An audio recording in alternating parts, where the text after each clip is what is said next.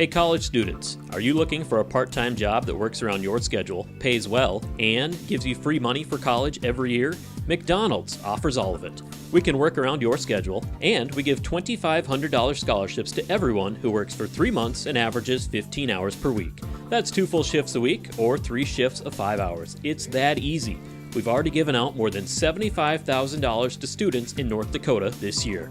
Let us help you become the next scholarship recipient. Come join our team. Text ND29 to 38000 to apply today. You live life on the move. While you determine what direction that may be, we're here to help along the way. So go. Go with values. Go with friends. Go with support. Go with convenience.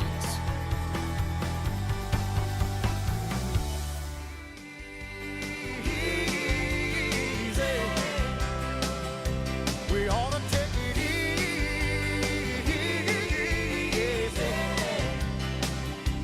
Yeah.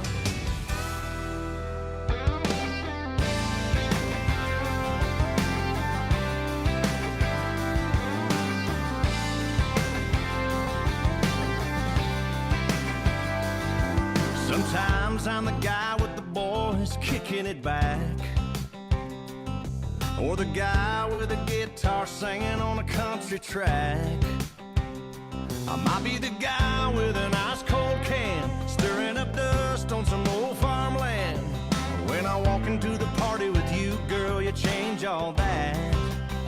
And I'm just the guy with the girl everybody wants to know, wishing you were there alone, wondering how I ever got your little hand in mine, looking over at you like, ain't she beautiful? I'm invisible, but I'll stand right there and smile. You're right beside me, oh, and I see the same thing they're seeing, that I don't mind being the guy with the girl, no.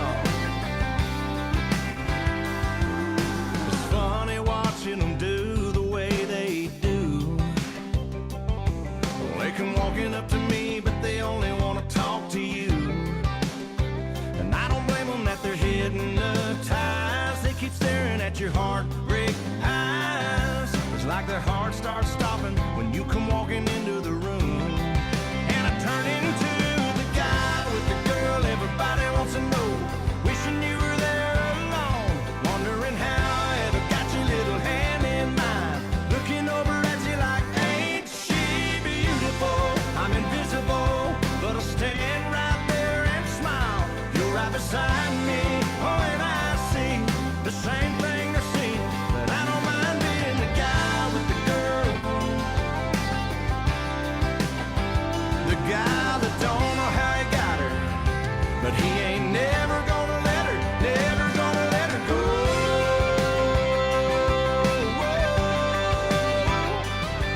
Yeah. I'm just the guy with the girl everybody wants to know, wishing you were there alone, wondering how I ever got your little hand in mine, looking over at you like, ain't she beautiful? I'm invisible, but I'll stand right there and smile. You're right beside me, oh, and I see the same thing they're seeing, but I don't mind being the guy with the girl. No, I don't mind being the guy with the girl. Yeah, I'm just the guy with the girl. I'm always the guy with the girl.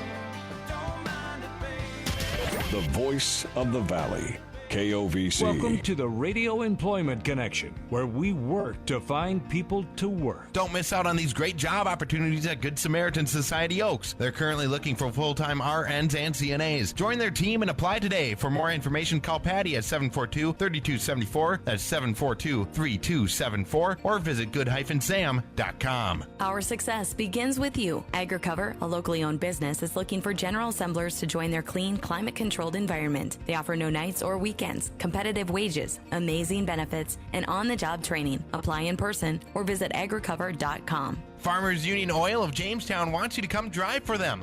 Must have a minimum Class B CDL with hazmat and tanker endorsements, home every night and no weekends, a total benefits package, and an annual gallon bonus. Apply today at their 7th Street Southeast location. Hillrod Construction is hiring talented laborers, carpenters, and foremen for projects in Jamestown and Fargo. Great pay and benefits, plus they pay 100% of single health, vision, and dental plans for full-time employees. Apply at hillrodconstruction.com or call 701-253-8310. Join the team at S&P Health Ave Maria, now offering $2,000 sign-on bonuses for full-time cook and full-time dietary assistant positions. Work in a warm and caring atmosphere, making friends with the residents, families, and co-workers. Apply at smphhealth.org/Ave Maria. To advertise on the Radio Employment Connection, call 833-917-4130. It's time for local news with Steve Yarnes. The Alzheimer's Association will offer a free presentation, Know the 10 Warning Signs, focusing on memory loss. Alzheimer's and other dementias cause memory, thinking, and behavior problems that interfere with daily life. City County Health District Administrator Teresa Will said learn how to recognize common signs of the disease, how to approach someone about memory concerns, the importance of early detection, and benefits of a diagnosis. Barnes County has a higher than the North Dakota average for people over age 65. We felt it would be a good idea and that we would have many people interested in listening to a presentation about the 10 warning signs of Alzheimer's. Alzheimer's is a type of dementia, and I think there are a lot of services that can be available for individuals who have dementia or Alzheimer's. Just knowing that, getting that diagnosis and knowing what the warning signs are so you check with your healthcare provider should be helpful to a lot of individuals in our county. She said the featured speaker is Beth Olson, Regional Care Consultant of the Minnesota North Dakota chapter of Alzheimer's Association. The free presentation will be held Tuesday, February 7th from noon to 1 at the Valley City Barnes County Public Library. This project is supported through the North Dakota Department of Human Services Aging Service Division. That's our news. I'm Steve Yarnes reporting.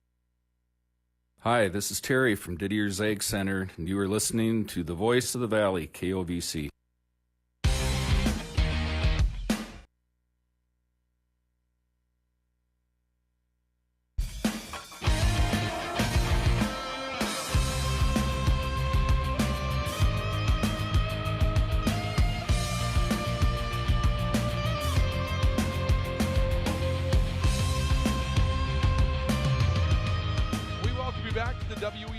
Fieldhouse as we get set for game number 2 of our matchup tonight for Viking basketball, as the Viking men are at home to take on rival Mayville State University tonight in the back half of our women's and men's doubleheader. Ryan Cunningham with you here tonight from the W.E. Osmond Fieldhouse. This is a game the Vikings feel like got away from them just 6 days ago up at the Louis Lee Fieldhouse in Mayville, taking on the number 1 team in the league in first place, an undefeated record coming into the night, 7-0, and the last matchup for Mayville State was with Valley City State.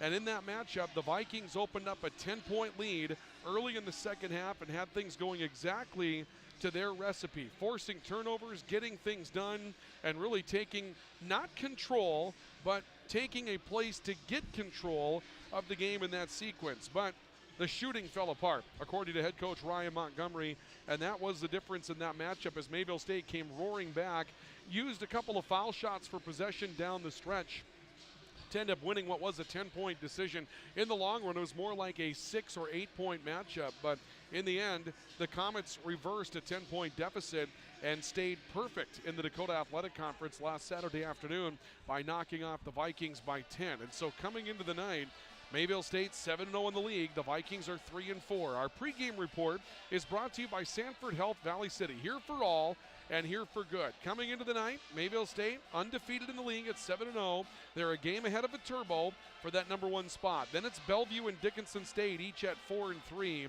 And the Vikings are 3-4. They're on the outside of the top half of the league by a game. Looking in, they own a win over Dickinson State this season, but right now the Blue Hawks have the better conference record, and so Valley City State has to find their way back into the top of the league. Now they'll have Bellevue at home. They've already played Viterbo here. They've got to go back to Viterbo, and this is their second chance at Mayville State, getting Mayville State at home. And so in the long run, they're chasing 4 teams. 2 of them they're going to play on the road in the second half. 2 of them will have home games with, including this one tonight, and so that really makes this one very, very important. Now, that being said, the Vikings have a 1-game lead on Dakota State for that number 5 spot, and they were beaten by the Trojans down in Madison the first time around as well. So the middle of this league could get pretty tricky as the season moves on, with some teams beating each other home and away, and we'll have to see how the dust settles by the time we get there. But Mayville State's record, 17-3 overall, 7-0 in the league, and it's maybe a little bit of a surprise. Mayville State lost their head coach, Darren Tighe, a couple of weeks into the season. They had to go find somebody with a very good team that was in camp, and Brandon Magruder takes over as the head coach, and he has guided this team to 17 wins in 20 tries. It's really one of the stories around this league that's been an interesting one, and we'll see what happens if the Vikings can defend their home floor and try to send Mayville State on to their 4th loss of the season tonight. It's Mayville State at 17-3, taking on the Vikings 10-11.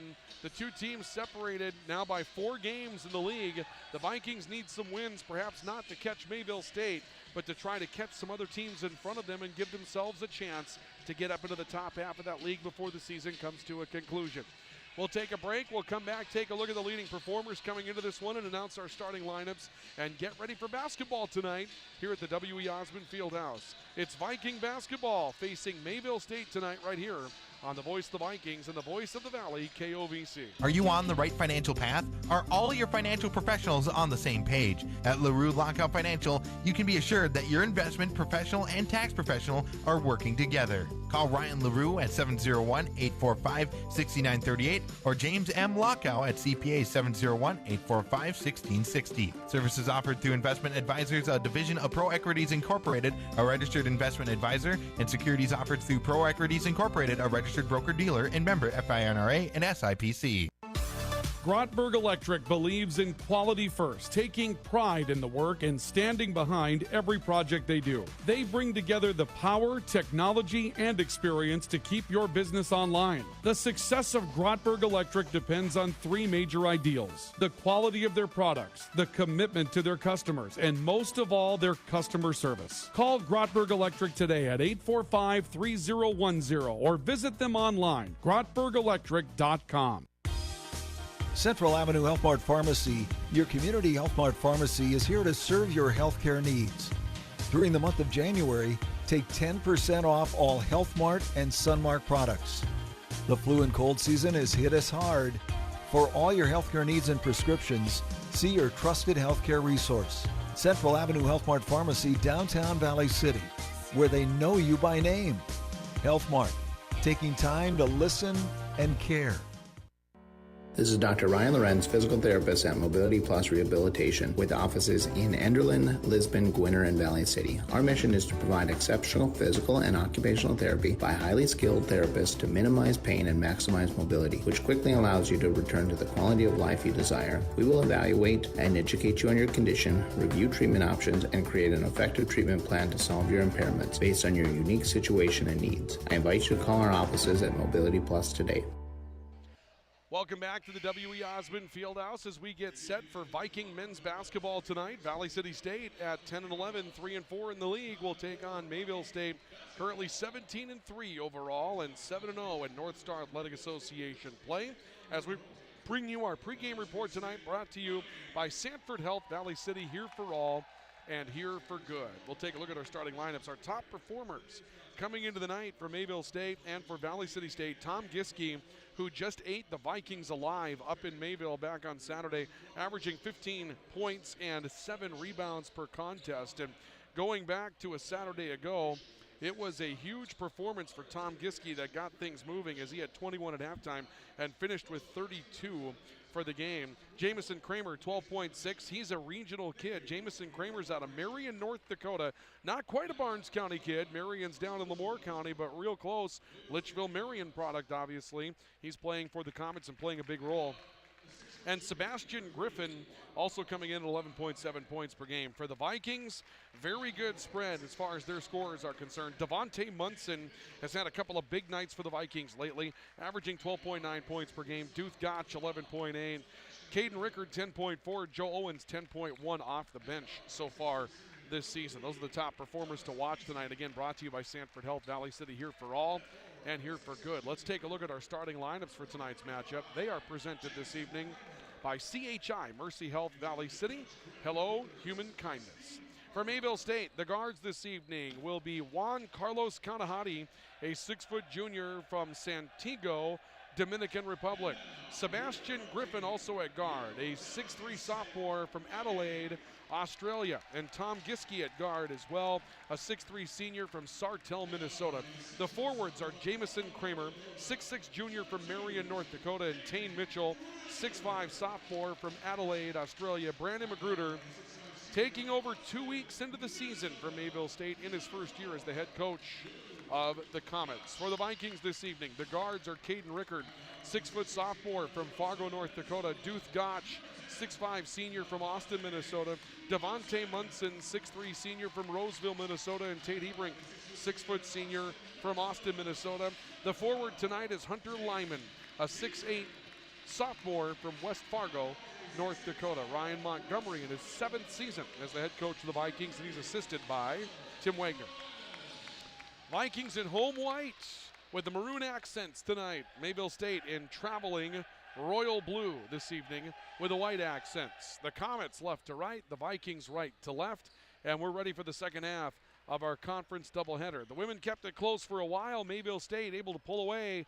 Can the Vikings turn this into a split, and in the process turn Mayville State away for the first time in North Star Athletic Association play for the 2022-23 season? We're about to find out. Ryan Montgomery taking some extra moments to meet with his team on the floor before he turns them loose and we get ready for the tip-off. For the second time in 7 days, these two teams will face one another. Rivals just 75 miles apart. It's always been fun when these two get together. We got a decent student section here tonight. May end up with kind of a ruckus crowd.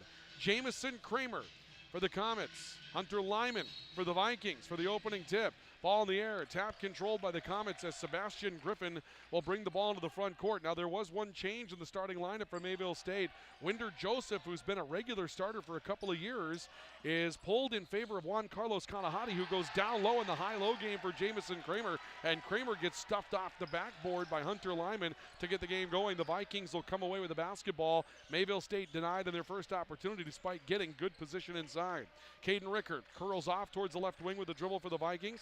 Lyman high post, turning away to the right corner for Devontae Munson. Now Duth Gotch, he'll put it up from anywhere, hits it right in front of the Vikings students across the way. Gotch with the first three, and the Vikings will take a 3-0 lead. Kanahati in the backcourt to Sebastian Griffin running the floor in the far sideline for Mayville State. Back to one Carlos Kanahati into the corner for Tom Giske, broken up. The key to the game for the Vikings is defense. They play zone, they play trap, and they love to induce turnovers. And when they played against Presentation, you remember that last week, they were able to get things going strongly. Giske inside with a teardrop, missing the rebound to Devontae Munson. The Vikings had 27 points in the opening half off of turnovers against the Saints when they opened up conference play last weekend on Friday night. That's a week ago tonight. Duth Gotch, top of the key three. Rims in and out, no good for the Vikings, and Giske comes up with the rebound for Mayville State. 3-0 in favor of the Vikings on Gotch's three a moment ago. We played 1 minute and 15 seconds. Ball right corner, head fake for Jamison Kramer for Mayville State with a left-hand dribble. Griffin on the top of the key, drawing the top of that Viking 1-3-1 matchup. Griffin looking back to Kramer right side, kick out. Kanahati left side for the Comets. A look against Gotch, a kick into the corner for Giske. High and court wide to Kramer, who bluffs a three. Redirects to the top for Griffin. And now Kanahati with 2 to shoot. Left it short. It's picked up inside by Tane Mitchell. And Mitchell's fouled at the last moment by Tate Hebrink. And the Vikings are going to bail the Comets out of a deep shot clock. Mitchell inside will induce the foul against Tate Hebrink. The first against Hebrink and the Vikings. And that will actually put Tane Mitchell on the foul line for Mayville State. So with 2 on the shot clock, Kanahati was forced into a low percentage 3, about 4 or 5 feet beyond the arc on the left wing, and it turns into foul shots instead for Tane Mitchell. He'll complete the first, and the Viking lead is cut to 2. Second foul shot coming up for Mitchell. Mitchell, a 45.8% foul shooter, and the second one strong off the heel of the rim. Duth Gotch comes up with a one-handed rebound for the Vikings, and the lead remains 2 for Valley City State at 3-1. Vikings up front, Gotch to Rickard, back to Gotch on the right side, taking a step down the right sideline. He'll step away from pressure. On top, Tate Hebrink for the Vikings, reversing to Rickard left side. A look down to the left block. Lyman trying to back down Kramer. Turn, follow a hook shot. Hit it for Hunter Lyman. He's got some length inside. The Vikings will have a size advantage down there. 6'8" in there for Hunter Lyman, up against 6'5" and 6'6" defending him throughout the course at least of this starting rotation. Kanahati to Kramer, right corner 3 is strong. Lyman the rebound for Valley City State. The Vikings lead 5-1 on the LaRue Lockout Financial scoreboard. 2.5 minutes into the game. Tate Hebrink leaves off for Lyman. High post just inside the arc. Long range jumper well short. The big man comes up a little inaccurate towards the front of the rim, and the ball ends up out of bounds. Mayville State will take over with the basketball. Griffin inbounds left side to Juan Carlos Kanahati, who streaks his way into the front court and confronts the trap, only to turn the ball over nearly anyway. Tate Hebrink had his hands on the basketball, but he ends up leaning onto the baseline and couldn't quite control the ball. It ends up out of bounds, and Kanahati will re-inbound for Mayville State in the front court. Griffin back to Kanahati right corner. Kramer got loose inside, hits from 5, just squaring up right in front of the rim. Jamison Kramer's first field goal and the first Comet field goal of the night. Viking lead cut to 2, 5-3 in favor of Valley City State. Gotch to Rickard, stepping left side. Devontae Munson reverses to Lyman on the top of the key. Back to Rickard, left wing. A drive, a step back, and a baseline jump shot. Caden Rickard hits it. Stepping back off the dribble, that one from 18 feet, really extending the range. Vikings back up 4, it's 7-3. Sebastian Griffin up front for the Comets. Juan Carlos Kanahati on the left elbow, stopped and pressured. Turns back to Griffin, down low. Kramer got open into Giske. The reverse is good for Tom Giske. Again, 32 6 days ago for the Vikings. Tom Giske has his first 2 tonight. They will be very aware of where the young man from Sartell is, a former Sartell Sabre, and the Vikings have the lead cut to 2. Rickard, high bank shot, missing, trying for the kiss. Sebastian Griffin outlets to Juan Carlos Kanahati. He gets to the glass and scores in transition. Big play up the floor for Mayville State. They've quickly tied the game at 7 apiece with 16:20 to play in the opening half.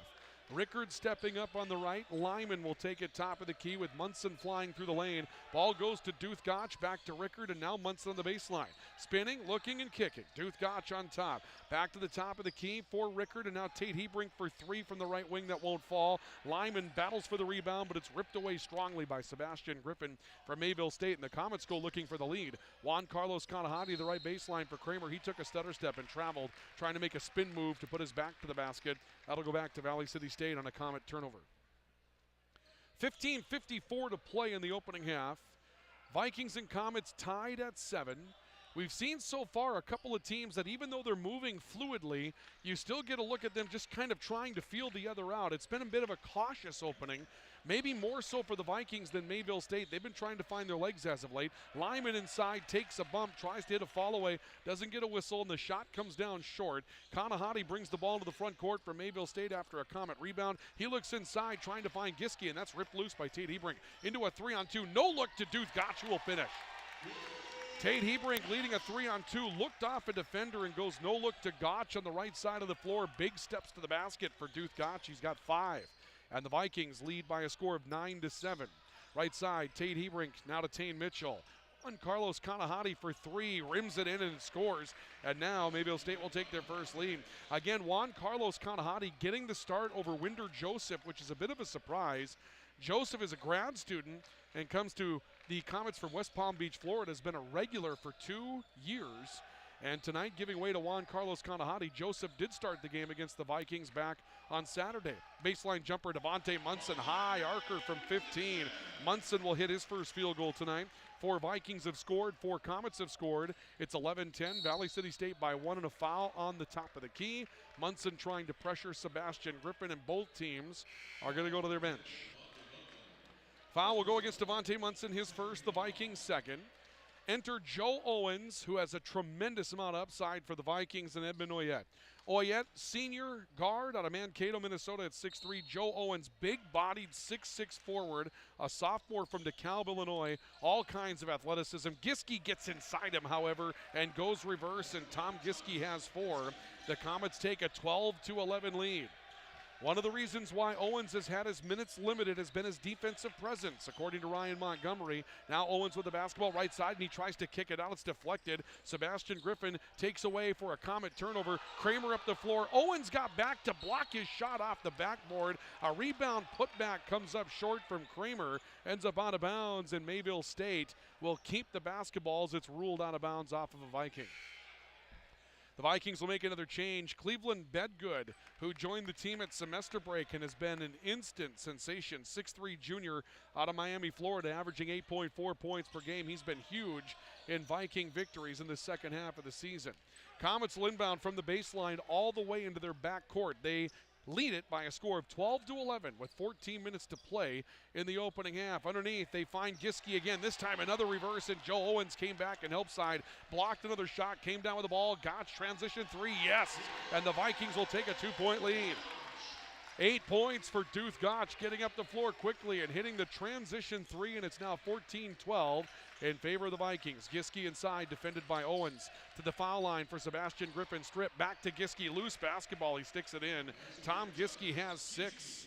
And we're tied again at 14. So we're seeing the strategy here for the Vikings. Joe Owens, athletic, physical. He's going to take the baseline on that zone and try to keep Giske away from the easy looks that he had back on Saturday inside.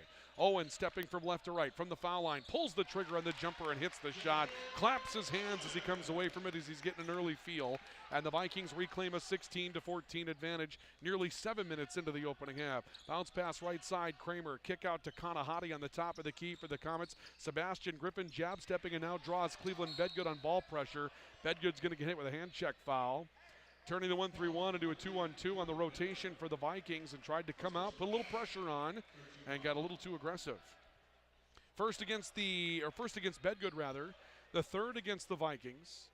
The Comets will inbound. They'll do it from the near sideline in front of the Viking bench as Ryan Montgomery talks the foul over with our near side official, and now the official has turned to talk with Montgomery rather than continuing the flow of the game. Now the flow of the game will continue as Kanahati inbounds to Griffin. Back to Kanahati and Giske in the right block. Back out, Kanahati 3 out of the corner, in and out. Offensive board, Kramer put back. That one no good, and Edmund Noyette comes down with the board. That was from point blank range. Comets would love to have that one back. Bedgood transition 3 for the Vikings, way strong. A rebound fight ensues on the weak side. Owens got it, threw it up for grabs. It's spiked near the baseline, and Jamison Kramer ends up taking it away from Mayville State. Kanahati in the front court, 2-on-2, drives in on Hebrink and got a shot blocked by Owens. There will be a whistle and a foul coming up. Owens got back defensively, put a hand up, was able to knock it away, but there will be a blocking foul against Tate Hebrink before Owens got back to block the shot. Hebrink second, he'll have to step off. Caden Rickard will be his replacement, but first we'll see a foul shot for Juan Carlos Kanahati. So Kanahati, a 71% foul shooter, steps in to take his first look. Spin of the basketball, and the first on the way for Kanahati is good. That will give him 6, and he co-leads the team in scoring tonight. Jacques Safra will step in for Mayville State. 6'2" junior. Safra, one of the international players that they have out of Zurich, Switzerland. They've got 3 from Australia to go with Safra, and then Kanahati, who's from the Dominican Republic. Kanahati's second foul shot is also good.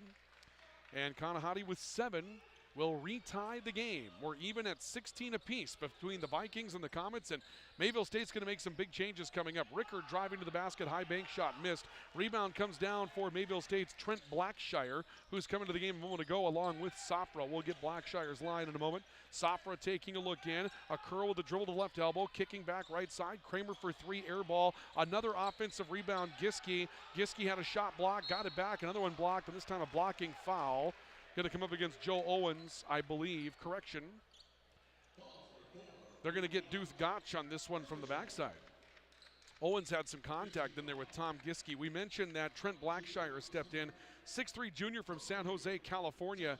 Blackshire joining the team in his junior year as a transfer, and he's been big for Mayville State as Giske scores his 7th on a foul shot to crack the tie back in the Comets' favor.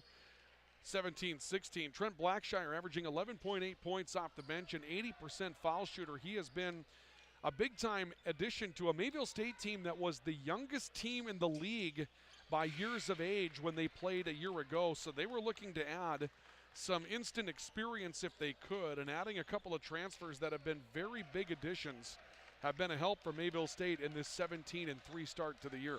Both foul shots good for Giske, and it's now 18-16. The Vikings find themselves down 2. Joe Owens, hard take to the basket, counted and one.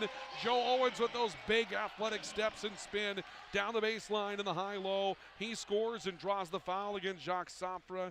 The first on Safra. Owens will go to the foul line trying to regain a Viking lead. 18 apiece on the LaRue Lockout Financial scoreboard with 11:53 left of the opening half. Owens at the line. The bonus is good. Joe Owens with a three-point play to get things moving in his night, and it's 19-18. Valley City State with a one-point lead. Backcourt for Mayville State, Danilo De Silva, 6'3 junior out of Redlands, California, coming on in the last set of changes. He'll kick left side. Safra for three, and a technical foul has been called against Ryan Montgomery.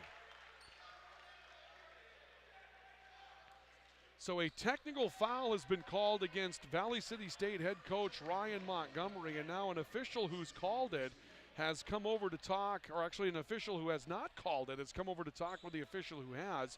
I'm not sure what Ryan Montgomery said. Safra hit the three-point shot. That gives the Comets a 21-19 lead, and now Safra's at the line to shoot the technical. The shot is good for Jacques Safra. He'll get another. The lead grows to 3 for Mayville State. I'm not sure what Ryan Montgomery's beef was, but I know he's had a couple of conversations going on after some non-calls that the Vikings were looking for, and they got the call on Joe Owens' last bucket, but Ryan Montgomery frustrated and induces a technical foul early in this one. The lead grows to 4 for the Comets at 23-19 as Safra hits both ends of the technical. The Vikings get the basketball back. Rickard step back three is good. Caden Rickard stepping back on the right wing, hitting a three, and that brings the partisan crowd to life after the technical a moment ago. The Vikings are back within one at 23-22. Blackshire up front, looking left side, got it away to Danilo De Silva. He'll be bodied up by Edmund Oyette, sends the ball to Safra in the corner. Now Rickard putting a body into Safra. Back to the top, De Silva, and an offensive foul. That might be a call that just garners a little bit more favor with Viking head coach Ryan Montgomery. De Silva was going in. He was hit from the side on a call that typically would be called a block. Instead, it's called a charge. And Danilo De Silva with his first. It's the same official that called the technical a moment ago against Montgomery that calls the charge here. And the Vikings are back up front, down one. We'll take it. Rickard right side with the basketball. Into Owens on the right elbow. Crossover, long-range two-pointer. In and out. Rebound comes down inside to Blackshire from Mayville State. Comets still lead 1-1. Back up front. De Silva throws it away, but they'll say tapped out of bounds by Cleveland Bedgood. Jacob Strand has stepped in from Mayville State as well, a 5'10 junior out of Glendon, Minnesota. He's in a guard position, and he will inbound. Ball to Jacques Safra for the Comets, back to Strand, and down to the block for De Silva. Safra again, quick reversal to Strand, back to the right corner. De Silva for three, comes up empty. And a rebound fight off of Oyette's head. Trent Blackshire got it for the Comets, carries in a teardrop that goes over the rim and nothing. Rebound weak side to Cleveland Bedgood, and here come the Vikings back into the front court. Owens moving his way into the foul line, whistle and a foul coming up by against Colby Dillenbeck of Mayville State. That will keep the ball with Valley City State. Actually, they're going to call this against Blackshire. Dillenbeck was there. He looked like the guilty party. Dillenbeck, a 6'7 sophomore out of Dallas, Texas. Dillenbeck had early foul trouble on Saturday, didn't get a lot of minutes, and the Vikings tried to take advantage of that. Inside, Hunter Sand to the glass. Can't get it to go, but will go to the line. Hunter Sand checking in a moment ago as well. 6'3 senior out of Pekin, North Dakota. The former Dakota Prairie Knight. And he's going to the foul line after drawing a second foul on the night against Trent Blackshire. And that foul cannot be overestimated in its value for the Vikings as Trent Blackshire, again, 11.8 off the bench. A nice lift for the Comets. But his minutes in the second half, or the first half, will definitely be limited. He's in his first rotation out there and just picked up that second foul. And that's going to bring Tane Mitchell back off the bench for the Comets. First foul shot is good for Hunter Sand. And Sand is back at the line for his second. He'll knock down both ends. The lead is back to the Vikings, 24-23 on the LaRue Lockout Financial scoreboard. 10:15 to play until halftime here at the W.E. Osmond Fieldhouse. And this conference matchup between an unbeaten Mayville State team in league play and the Vikings, who are sitting a game outside of the top half of the league. And a throwaway as on top, Delino De Silva was trying to kick it out. Oyette got it, looked up the floor to Joe Owens. Owens was thinking about a dunk, and instead he's hit from behind. Looks like he might be going to the foul line instead. Tane Mitchell got a hand on him. First against Mitchell, the fifth against the Comets. This will be on the floor, which is the right call in that situation. Delino De Silva will step off. And the Vikings will inbound with Caden Rickard. Right corner, Hunter Sand, open three, pulls the trigger and hits it. Hunter Sand stepping out in the right corner. His first field goal rather of the night. And the lead for the Vikings is 4 at 27-23. Mitchell near side to Jacob Strand. Crossover dribble to the elbow, turns it back out to Mitchell. Into the corner, Safra closed upon on a three, misses it. Rebound deflected through the hands of Dylan Beck. Owens picked it up the floor. Cleveland Beck. He's got a drop step and puts it down with two hands in front of the Vikings student section. It brings them to life, and it brings Mayville State to a timeout. Bedgood going in for the transition dunk, and the Vikings lead by 6. 9:36 to play until halftime. On the LaRue Lockout Financial scoreboard, the Vikings 29, the Comets 23. Timeout for Mobility Plus Rehabilitation. This is Viking basketball on the voice of the Vikings and the voice of the Valley, KOVC. Why choose professional eye care centers? Let's count the whys. First, there are now 4 great doctors to see. Dr. Frank, Dr. Freilich, Dr. Jangula, and now welcoming Dr. Bond. Next is their many locations. You can now see one of their spectacular doctors in Jamestown, Valley City, Carrington, and Edgeley. And finally, their fantastic frame selection. And yes, all of their frames and lenses are backed up by warranty. Visit proeyecarecenters.com and make an appointment today. Professional eye care centers, clearly the best. Don't leave your wiring to chance. Plug into your number one electrical source, Highline Electric. They're the experts in residential, commercial, and industrial electrical work. No cutting corners at Highline Electric. Call 845-0731. They'll give you a free estimate before any work is done. Family owned since 1986 with Chad and Trace on. And I promise, the price won't shock you. Highline Electric in Valley City. Call 845-0731. Building a reputation of integrity and quality. Viking basketball tonight from the W.E. Osmond Fieldhouse. Valley City State leading 29-23 on the LaRue Lockout Financial scoreboard over Mayville State. Rivals in the league trying to hand the Comets their first loss inside conference play in 2022-2023. Big dunk by Cleveland Bedgood in transition, taking us into our media stoppage. It was a 30-second timeout for Mayville State. Takes us into the media break here tonight. The Vikings shooting 58% from the field. The Comets just 35 in the early going. That's been a big part of the Vikings being able to edge up by 6. But Mayville State did have a lead through some of the interior of these first 10 minutes of play. Comets with the basketball. Jacques Safra, right corner three-point shot, rolls off. Another offensive rebound, and this has been a problem. Tane Mitchell, double pivot move, got a shot blocked by Joe Owens, and Owens comes down with it. The Vikings have not rebounded well tonight, and that has been their modus operandi throughout the course of the season. That zone defense gives them problems. Owens to the glass, puts it down with a one-hand tomahawk, and now Owens has been called for a technical foul as he came away celebrating with the student section. That's a bad technical foul, no question about it. Joe Owens looked over to the student section, started celebrating, did not look at a Comet, did not look at the Comet bench, looked at the Viking faithful, and gets called for a technical foul. The first foul shot for Safra won't fall. Comets will get the basketball, but that is a very touchy technical foul. That's 2 tonight that have been called against Valley City State, and maybe the first with Montgomery was the correct play to go. Joe Owens did not deserve that technical foul. Safra hits the second foul shot. If you don't look at the Comet bench, you don't look at an opposing player, and you just celebrate with your student section after a tomahawk slam, what's the point of calling that technical foul? I mean, you're really trying to overmanage the game at that point. Joe Owens will be taken off the floor. Hunter Lyman will come back in. Owens leaves with 5. The Vikings lead by 7, 31-24 with under 9 to play. here in the opening half of basketball. Sebastian Griffin on the top of the key, stop and go dribble, kick out right side. That's out of bounds. Last touched by Cleveland Bedgood, denying the ball from Juan Carlos Kanahati. Kanahati will inbound to the near sideline for the Comets.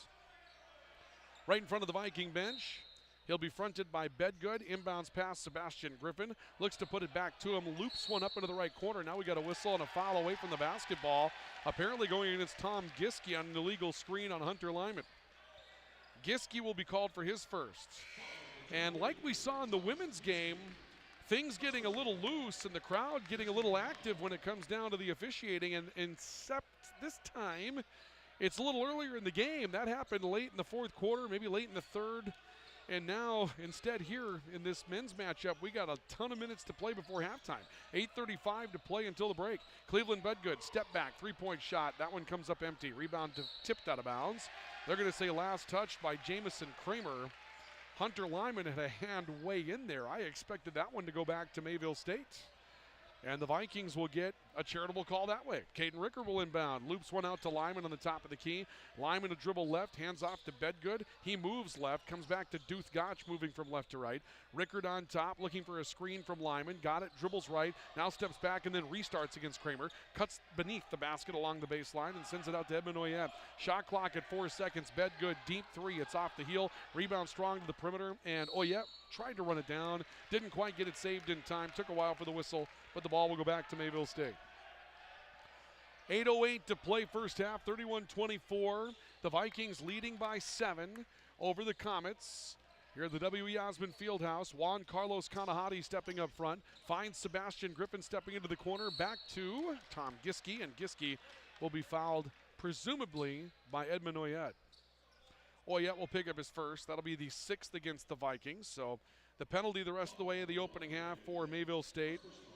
And actually, that will be the 7th against the Vikings if you include the technical foul. They've got 8 for the Vikings. Oh, I forgot to put Joe Owens' technical foul in the book as well. It was such a weak call, I didn't actually regard it as a foul. But that will be the 8th against the Vikings in the long run. Giske knocks down the front end. And that cuts the Viking lead to 6 at 31-25. Devontae Munson has come back into the game to replace Cleveland Bedgood in the Viking lineup. And the second foul shot coming up for Giske, trying to cut this lead down to 5. That one's hard off the heel. Rebound swings out at the perimeter, and Caden Rickard is able to pick it up for Valley City State. 6-point lead for the Vikings back into the front court. Oyette crossovers to Rickard, top of the key. Head fake drew a defender from the right elbow. Pull-up jumper off the dribble, no good. Lyman had the board, couldn't quite contain it, but it will stay with Valley City State out of bounds off of the Comets. The Comets have 7 offensive rebounds to this point in the game. They've been out-rebounded 10-9, but 7 offensive rebounds for Mayville State. That is a considerable problem the Vikings have to address down the stretch. This one's going to be close, and here comes an offensive foul against Duth Gotch, who turned his back to the basket, flew through the air, and tried to kick to the perimeter, and Tane Mitchell was waiting to take the charge. Gotch's second personal foul. Hunter Sand will come in to replace him, so Gotch will be limited. Joe Owens is off the floor after that technical foul. His minutes limited, and the Vikings a little thin on their rotation here until halftime, and there's still 7.5 minutes of this first half to play. Sebastian Griffin front court for the Comets. Bounce pass back to Juan Carlos Kanahati. A stop in the top of the key. Griffin trying to poke his way inside. Ball was knocked loose. Giske got it back, and he's hounded all the way from behind by Hunter Sand. And that's going to put Giske on the foul line as Sand will pick up his first personal foul. So Giske's going back to the foul line. Foul shots, here we go again, just like in the women's matchup. Mayville State took 40 foul shots in women's play tonight, went 29 of 40, and the Vikings were 8 of 12 from the foul line on their home floor in the same matchup. Now here, Mayville State 9 of 12 from the foul line so far, and the Vikings are 3 of 3. So home cooking it has not been tonight for the Vikings here at the W.E. Osmond Fieldhouse.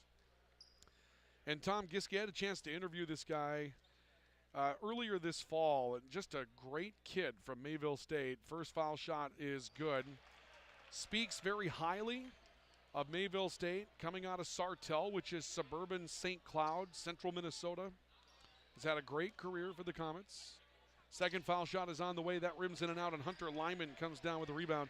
10 points for Giske. The Viking lead is 5 at 31-26 as we approach 7:15 to play in the opening half. Caden Rickard getting a bit of a screen, stepping left. Giske comes out on a switch. Rickard goes right to the glass and scores. Giske coming out to defend him is basically a forward defending a very, very quick guard, and Rickard comes away shaking his head saying they can't defend me. The lead is 7 at 33-26 for the Vikings. On top, Kanahati from Mayville State. Inside to Giske, turns, fires over the front of the rim and scores again.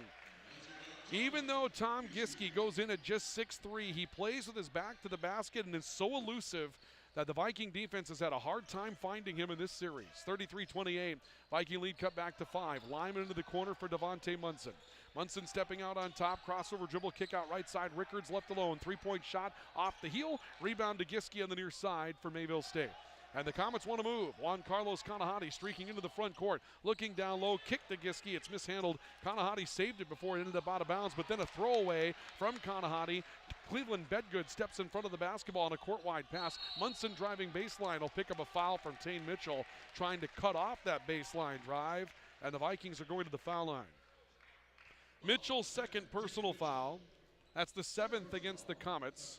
And Devontae Munson, a 73.4% foul shooter, will go to the line for the Vikings, looking to try to build on a 5-point advantage. First on the way for Munson, short and falls off the front of the rim. Boy, these foul shots are like little bricks of gold coming to you here after the huge foul shooting advantage that Mayville State has built up in this opening half. You don't want to leave any of them empty. Second for Munson on the way. That one rolls in off the front rim and around the hole before finally finding its way through. Munson with 3. 34-28, Viking lead back to 6 over Mayville State. Griffin up front for the Comets to Juan Carlos Kanahati playing catch against the top of that zone court wide. Kanahati left wing, steps up top of the key, bodied up by Sand to stop. Bounce pass right corner, 3 on the way out of the corner, knocked down. New Comet in the game is Steele Sensky, 6'3" junior out of Glendon, Minnesota. Steele Sensky has his first 3-point shot tonight. He did not play in the game against the Vikings back on Saturday, and the Viking lead is down to 1 possession at 34-31. Sand curling out on top, handing away to Cleveland Bedgood. A look to Lyman inside, bodied by Kramer. Turn, tries the little bank shot and missed it, and the rebound comes down underneath the Juan Carlos Kanahati from Mayville State. Comets can tie in a 3-point play. They look down low for Sensky, and that's deflected out of bounds. It'll stay Comet basketball with 5.5 minutes to play in the opening half on our LaRue Lockout Financial Scoreboard. Kanahati will inbound the basketball for the Comets beyond the baseline.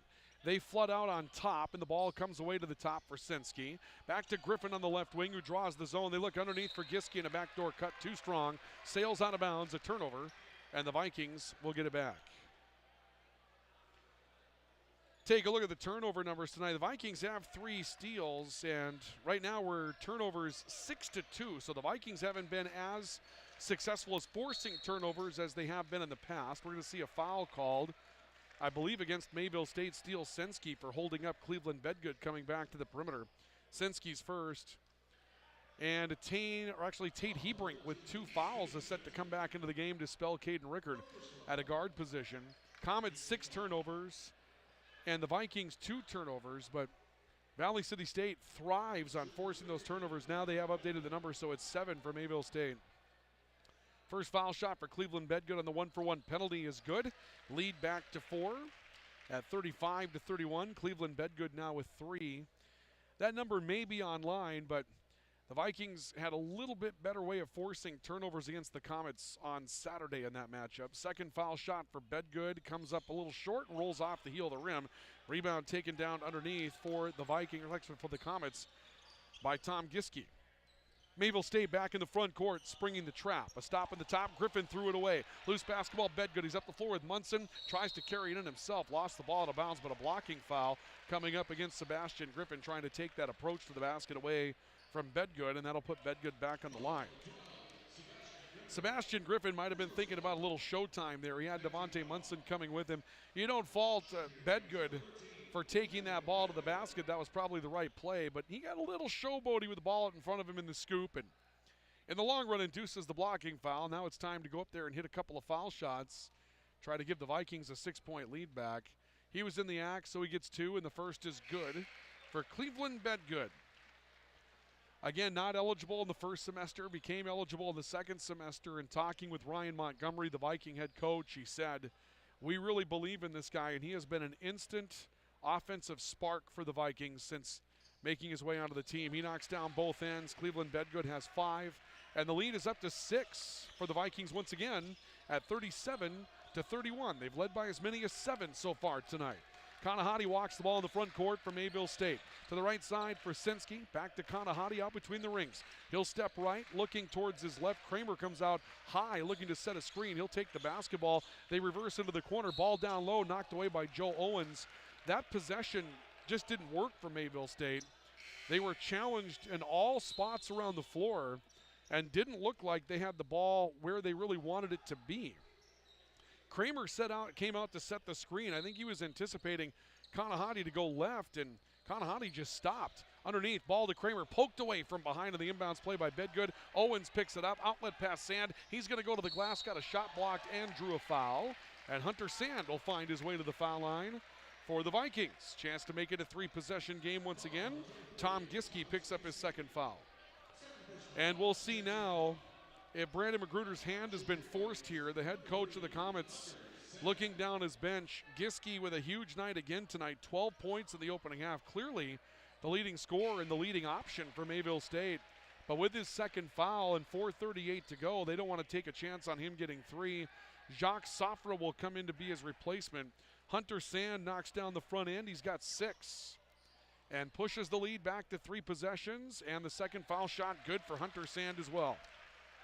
7 points for Hunter Sand. The lead is 8 for the Vikings at 39-31 with 4.5 to play in this opening half of basketball. Griffin inside, Shafra back out right side. 3 on the way by Sinski, no good. Rebound weak side for Devontae Munson. The Vikings want to run with the basketball. Rickard on the right side of the floor. Surveying option, swings back to Munson, the right corner. Munson a look. Joe Owens comes out high to take the basketball. Crossover, stop, fall away from 18, left well short, and Griffin has the board for Mayville State. He'll kick out to the right side for Juan Carlos Kanahati. Kanahati driving into lane, teardrop off the heel of the rim strong. Rebounded to Munson. Here come the Vikings 3-on-3. Munson looks off an option, kicks left side to Bedgood. Baseline drive, Euro step, the kick out. Sand right corner 3, hit it. And the Vikings have a big night off the bench for Hunter Sand. He's got 10 first half points. The Vikings lead by 11 at 42-31. Griffin to the right corner, back out to the wing for Safra. His 3 is no good. Rebound poked loose, and Devontae Munson took it. This place will go crazy if the Vikings come up and score. Munson, a crossover dribble to the baseline, a stop off the Euro. He pulls the trigger and left one short of the line. Rebound taken away by Jacques Safra for Mayville State. Comets up the floor. Safra the extra step, the kick out to Sinski, and a 3 answers for Mayville State. Sinski's got 6 on 2 threes off the bench. And the Viking lead cut to 8 at 42-34. Still a Viking lead, a moment perhaps missed for Valley City State to really grab some momentum here in the opening half. Clock to 3:10 to play in the opening half. Bedgood on top, looking left side to Owens, instead to Rickard on the left wing, and down to Munson, who stepped on the sideline. The heel got deep, and the ball's going to go back to Mayville State. Munson took that ball and was looking to take that first big step down the baseline as he pulled it in, and that's what drew his foot back and put him on the sideline. And the Vikings will call for a timeout for Mobility Plus Rehabilitation with 3:02 left in the opening half. On the LaRue Lockout Financial scoreboard, the Vikings 42, the Comets 34. We're back with more in a moment on Viking basketball. No matter where you live, you should have access to high-quality health care. Jamestown Regional Medical Center's orthopedic and sports medicine team offers care for hips, shoulders, knees, and toes. When an injury occurs, teams need care quickly. That's why the JRMC orthopedic team promises same-day and next-day appointments. Schedule direct at jrmcnd.com or call 952-4878. Jamestown Regional Medical Center will never stop building for you. Vikings call for timeout, leading by 8, 42-34 on the LaRue Lockout Financial scoreboard over Mayville State. The Comets with a 7-0 mark in the North Star Athletic Association. The Vikings trying to send them to their first loss of the season. Kanahati for Mayville State with a basketball. Goes to the foul line for Griffin. Out to the near side for Steele Senski. A stop back into Griffin. Turn, and the shot was blocked. He got his own miss, though, and put it back. That was an interesting block for Joe Owens. I think Mayville State was asking for goaltending. That ball might have been on its way down, but Griffin follows it by gathering his own miss and scoring. And the Viking lead will be cut to 42-36, I believe. I don't believe the points have gone up on the board yet.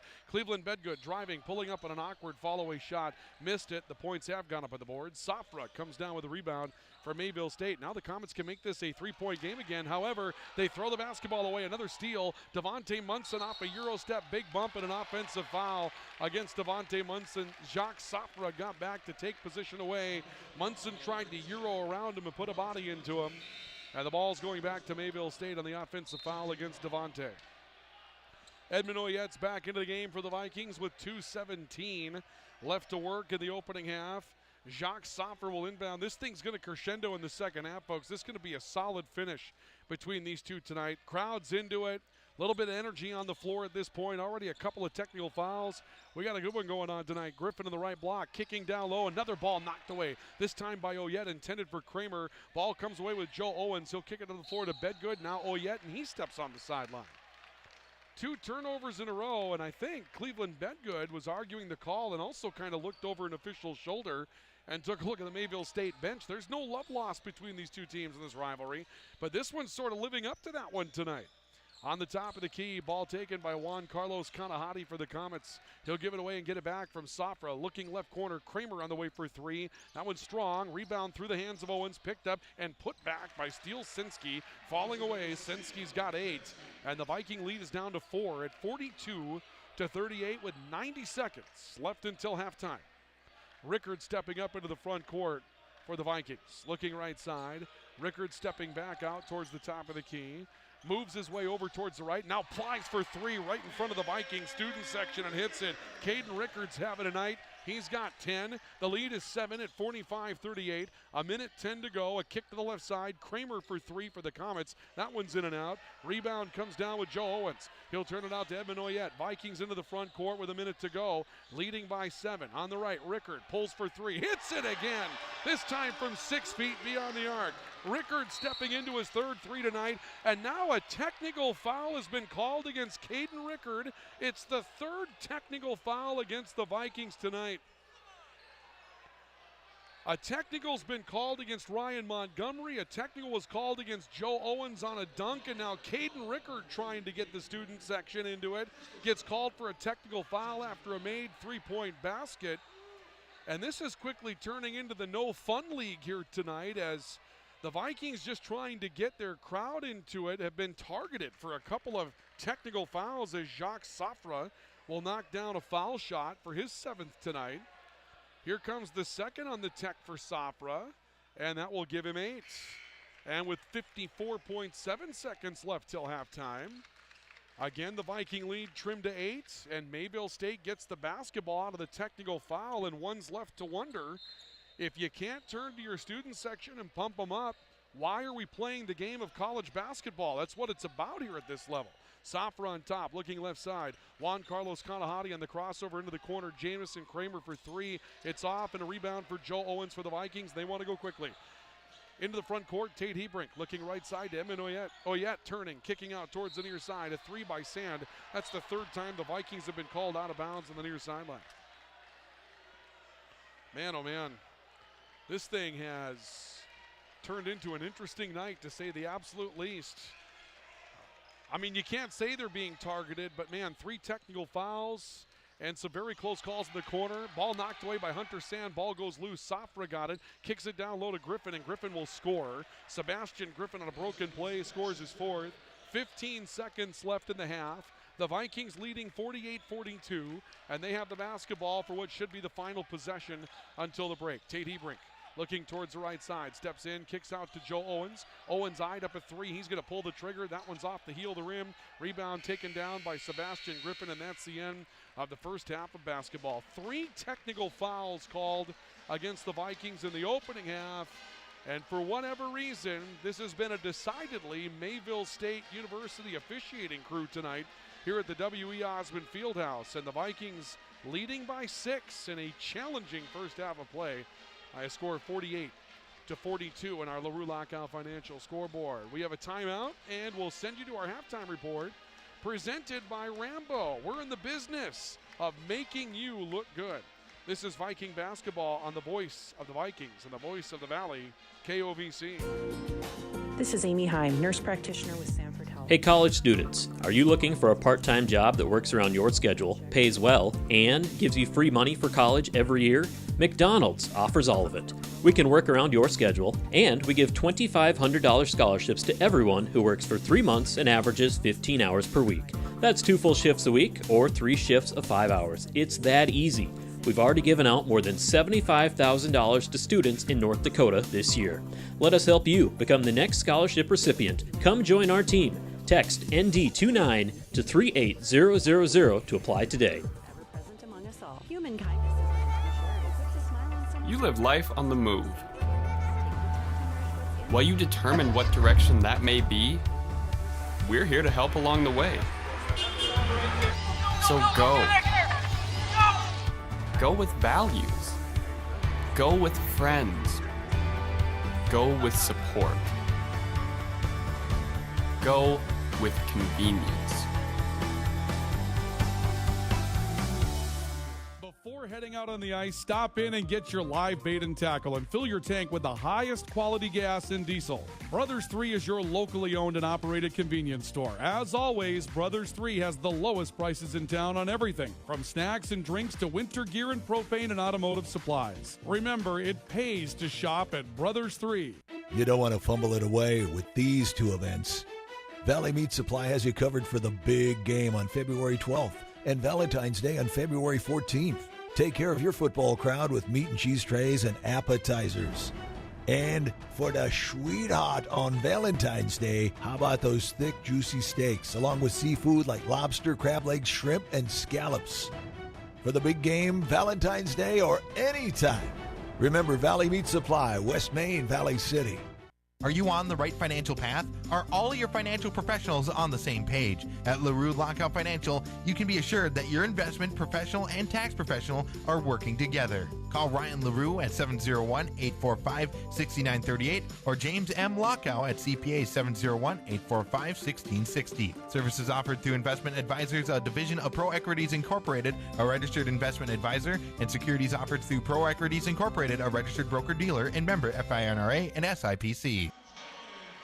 We welcome you back to the W.E. Osmond Fieldhouse. It is our halftime report for Viking basketball tonight. Our halftime report is brought to you by Rambo. We're in the business of making you look good. See Rambo for your promotional products. And the Vikings leading 48-42 over Mayville State at halftime here at the W.E. Osmond Fieldhouse. Ryan Cunningham with you here this evening. And a first half that was mired by 3 technical fouls against the Vikings. Coach Ryan Montgomery was called for one on the bench at the 11:40 mark of the opening half. And that one, obviously you don't know what's being said, so you could certainly see a situation there where you're going to have that technical foul called. I get it, but the next 2 technical fouls, one against Joe Owens for a dunk, where he looked at the student section and just tried to get him pumped into this thing, and then Caden Rickard hit a 3 in the final minute of the opening half, and he looked over to the student section, tried to get him pumped up as well, and he gets called for a technical foul as well. And it really makes you wonder why we have such, I guess, a very, very micromanaging type of effort towards this one tonight. It's a Friday night. You got a good student section here. It's small college basketball, small town, small college basketball, and at some point, you got to let those guys get into it a little bit and try to get the student section into it, or why even come to the games? And I feel like those last 2 technical fouls were very poor calls by the officiating crew, and maybe we should have the North Star taking a look at those to find out what the basis was for seeing those technical fouls called. Nonetheless, the Vikings come out of this with a 48-42 lead, in part because they were able to force 11 first-half turnovers from Mayville State, but Mayville State was able to offset that with 9 offensive rebounds in the first half, and the Comets win the rebounding battle 25-18, including 9-2 on the offensive glass. Foul shooting, the Comets 12 of 16, the Vikings 9 of 11 in that first half of play. The individual numbers for Mayville State: Tom Giske, 12 points, 5 rebounds, then got into some foul trouble and didn't have a chance to play the final 4.5 minutes of the opening half of basketball. Juan Carlos Kanahati with 7 points, 8 for Steele Sensky, which was a nice lift off the bench for Mayville State. Hit 2 threes and a 2 in that sequence off the bench tonight. He did not play a minute against the Vikings back on Saturday. 4 points for Sebastian Griffin, Jamison Kramer with 2, Tane Mitchell with 1. One of the big keys, Jamison Kramer was 0 of 5 from beyond the arc, and he's usually a very dependable three-point shooter for Mayville State. For the Vikings, Caden Rickard, 13 points. Hunter Sand with 10 off the bench. That was a tremendous lift for Hunter Sand. He came in, hit a couple of three-point shots, and then knocked down 4 consecutive foul shots as well. Duth Gotch with 8, Joe Owens with 7 points and 5 rebounds in only 10 minutes and 37 seconds of that first half due to the foul trouble. And Hunter Sand with 10 points off the bench in only 10:45. So these guys for the Vikings who are getting minimum time are finding a way to make some good contributions. Duth Gotch had 2 fouls, so his minutes were limited. Still ended up with 8 points in only 9 minutes and 15 seconds as well. Other scorers, Cleveland Bedgood with 5, Devontae Munson with 3, Hunter Lyman with 2. And again, at the break, your score on the LaRue Laco Financial scoreboard is Valley City State 48 and Mayville State 42. Earlier tonight, the Viking women were beaten 88-72 at the hands of Mayville State. Adriana Torres with 22 points to lead the way for the Vikings tonight. Mackenzie Hughes had 26 to lead the way for Mayville State, including 10 of 17 from the field, 5 of 8 from the foul line, and Mackenzie Hughes strong to the basket all night long. The challenge given to her by Comet head coach Dennis Hutter, she delivered, and the Comets victorious and come out of here with a win in women's play. We'll come back at halftime, check some scores in progress from around the North Star Athletic Association as we continue. Again, your score is the Vikings 48, the Comets 42. Our halftime report presented by Rambo. We're in the business of making you look good. This is Viking basketball on the Voice of the Vikings and the Voice of the Valley, KOVC. Ivy Real Estate Group, your locally owned real estate brokerage, is cheering for the home team. Listen to KOVC for the Ivy Real Estate Group Player of the Game following every Valley City Highliner and VCSU Vikings game. Don't leave your wiring to chance. Plug into your #1 electrical source, Highline Electric. They're the experts in residential, commercial, and industrial electrical work. No cutting corners at Highline Electric. Call 845-0731. They'll give you a free estimate before any work is done. Family owned since 1986 with Chad and Tracy Zahn. And I promise, the price won't shock you. Highline Electric in Valley City. Call 845-0731. Building a reputation of integrity and quality. No matter where you live, you should have access to high-quality health care. Jamestown Regional Medical Center's orthopedic and sports medicine team offers care for hips, shoulders, knees, and toes. When an injury occurs, teams need care quickly. That's why the JRMC orthopedic team promises same-day and next-day appointments. Schedule direct at jrmcnd.com or call 952-4878. Jamestown Regional Medical Center will never stop building for you.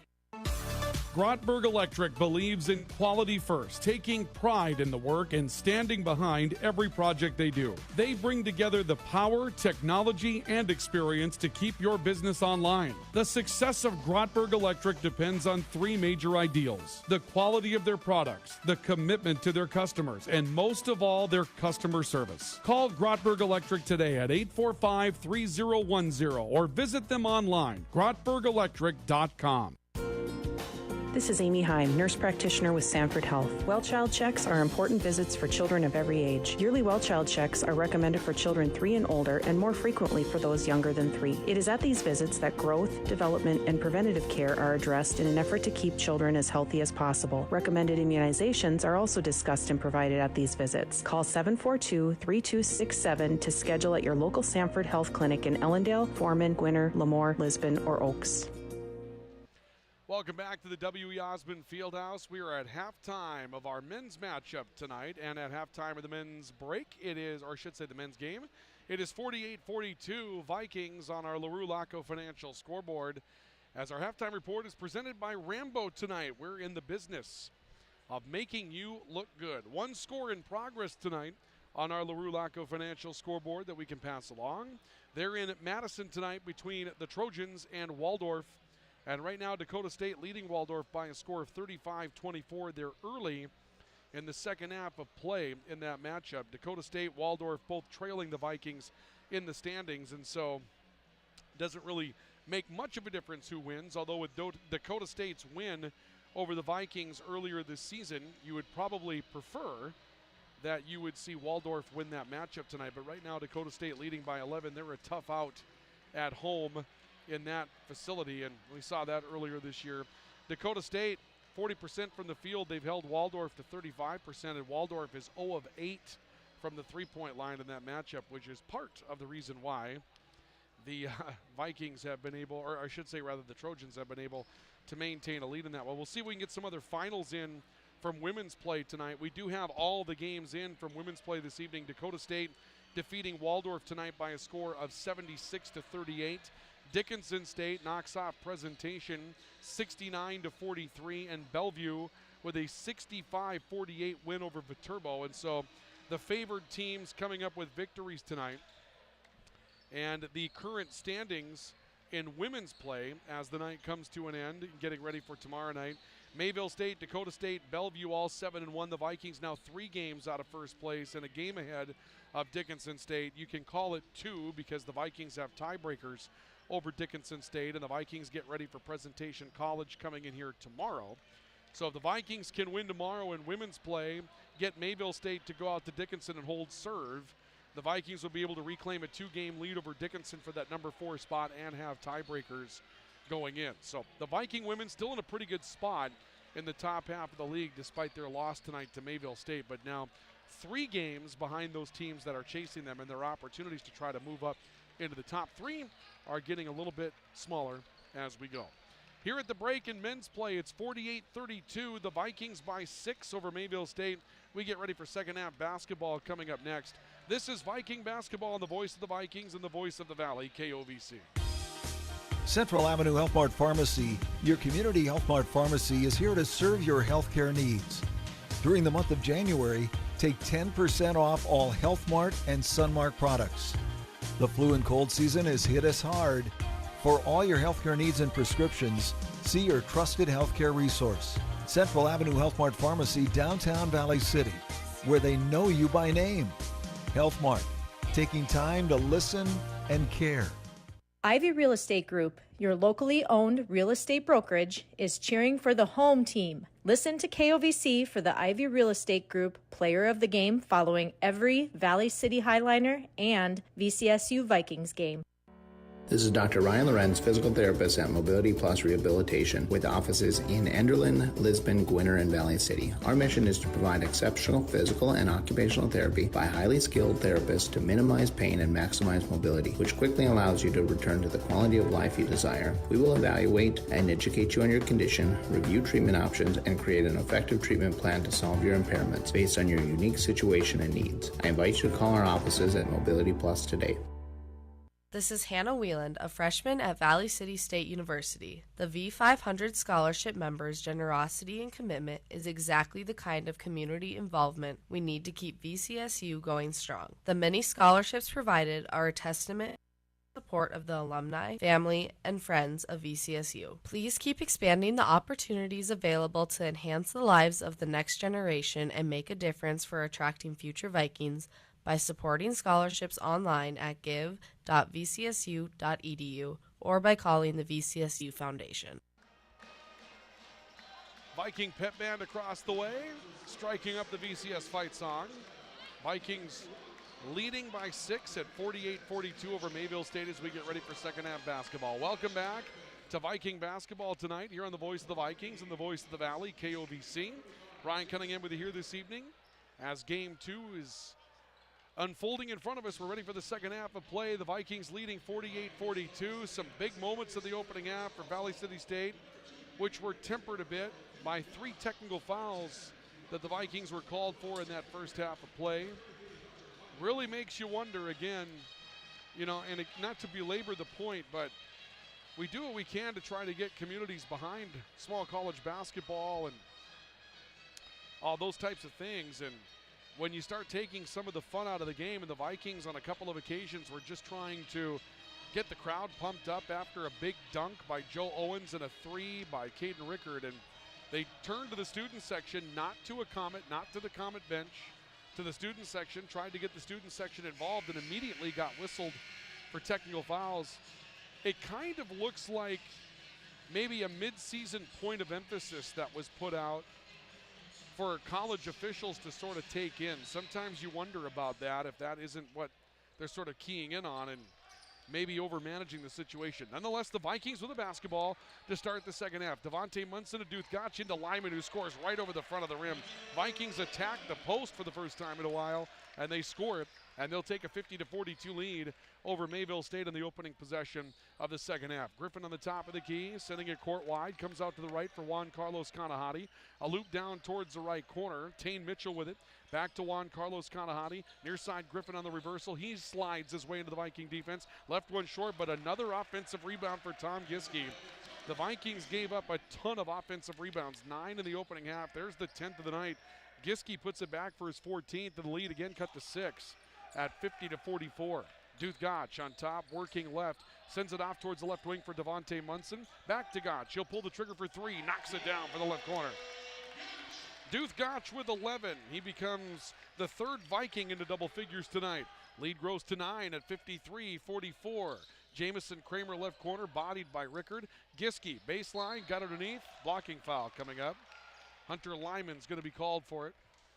Lyman will have his first tonight. Again, Tom Giske at 6'3", just slides his way around the post so effortlessly. He kind of reminds you of a Tyler Maycumber or Brandon Beta, those undersized post players at Valley City State that found good use of a pivot foot and just found their way. Kramer pulls up in the lane and misses. Rebound Devontae Munson as the inbounds pass led to an easy shot for Mayville State, but they come up short.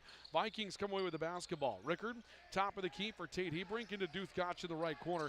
Gach wants a screen, looked screen and roll with Lyman, that was cut off. Turns it back to the top for Hebrink, and now Rickard on the wing. A baseball-style throw back to the top for Gach. He'll drive, Euros around a defender, left one strong off the glass. Rebound Kanahati from Mayville State. He's 4-on-3 up the floor for the Comets. Griffin had the ball knocked out of his hands as he tried to redirect to the perimeter. Duthgach getting back will take the basketball. Vikings go back to work after forcing a Comet turnover. Hebrink inside looking for Lyman. That was too strong. Loose ball to Kanahati from Mayville State. Crossover, Kanahati defended by Rickard. A blocking foul coming up. That will likely put Kanahati on the foul line. Rickard will pick up his second personal foul. The foul shooting advantage is going to continue for Mayville State. Juan Carlos Kanahati will go to the foul line. 7 points in the opening half, 2 of 2 from the stripe. And he will shoot, trying to cut into a Viking 9-point lead at the 18:07 mark of the second half, with the Vikings leading 53-44. Kanahati, several rotations of the basketball, just spinning it in his hands, and he knocks down the front end. Took a little extra step across that line. I think he thought he was going to miss that one. No chance to chase it anyway, front end to 2. And Kanahati with the lead for the Vikings, cut to 8, trying to cut it down to 7 for Mayville State. He takes a look at number 2. This one also finds the mark. So a pair for Juan Carlos Kanahati.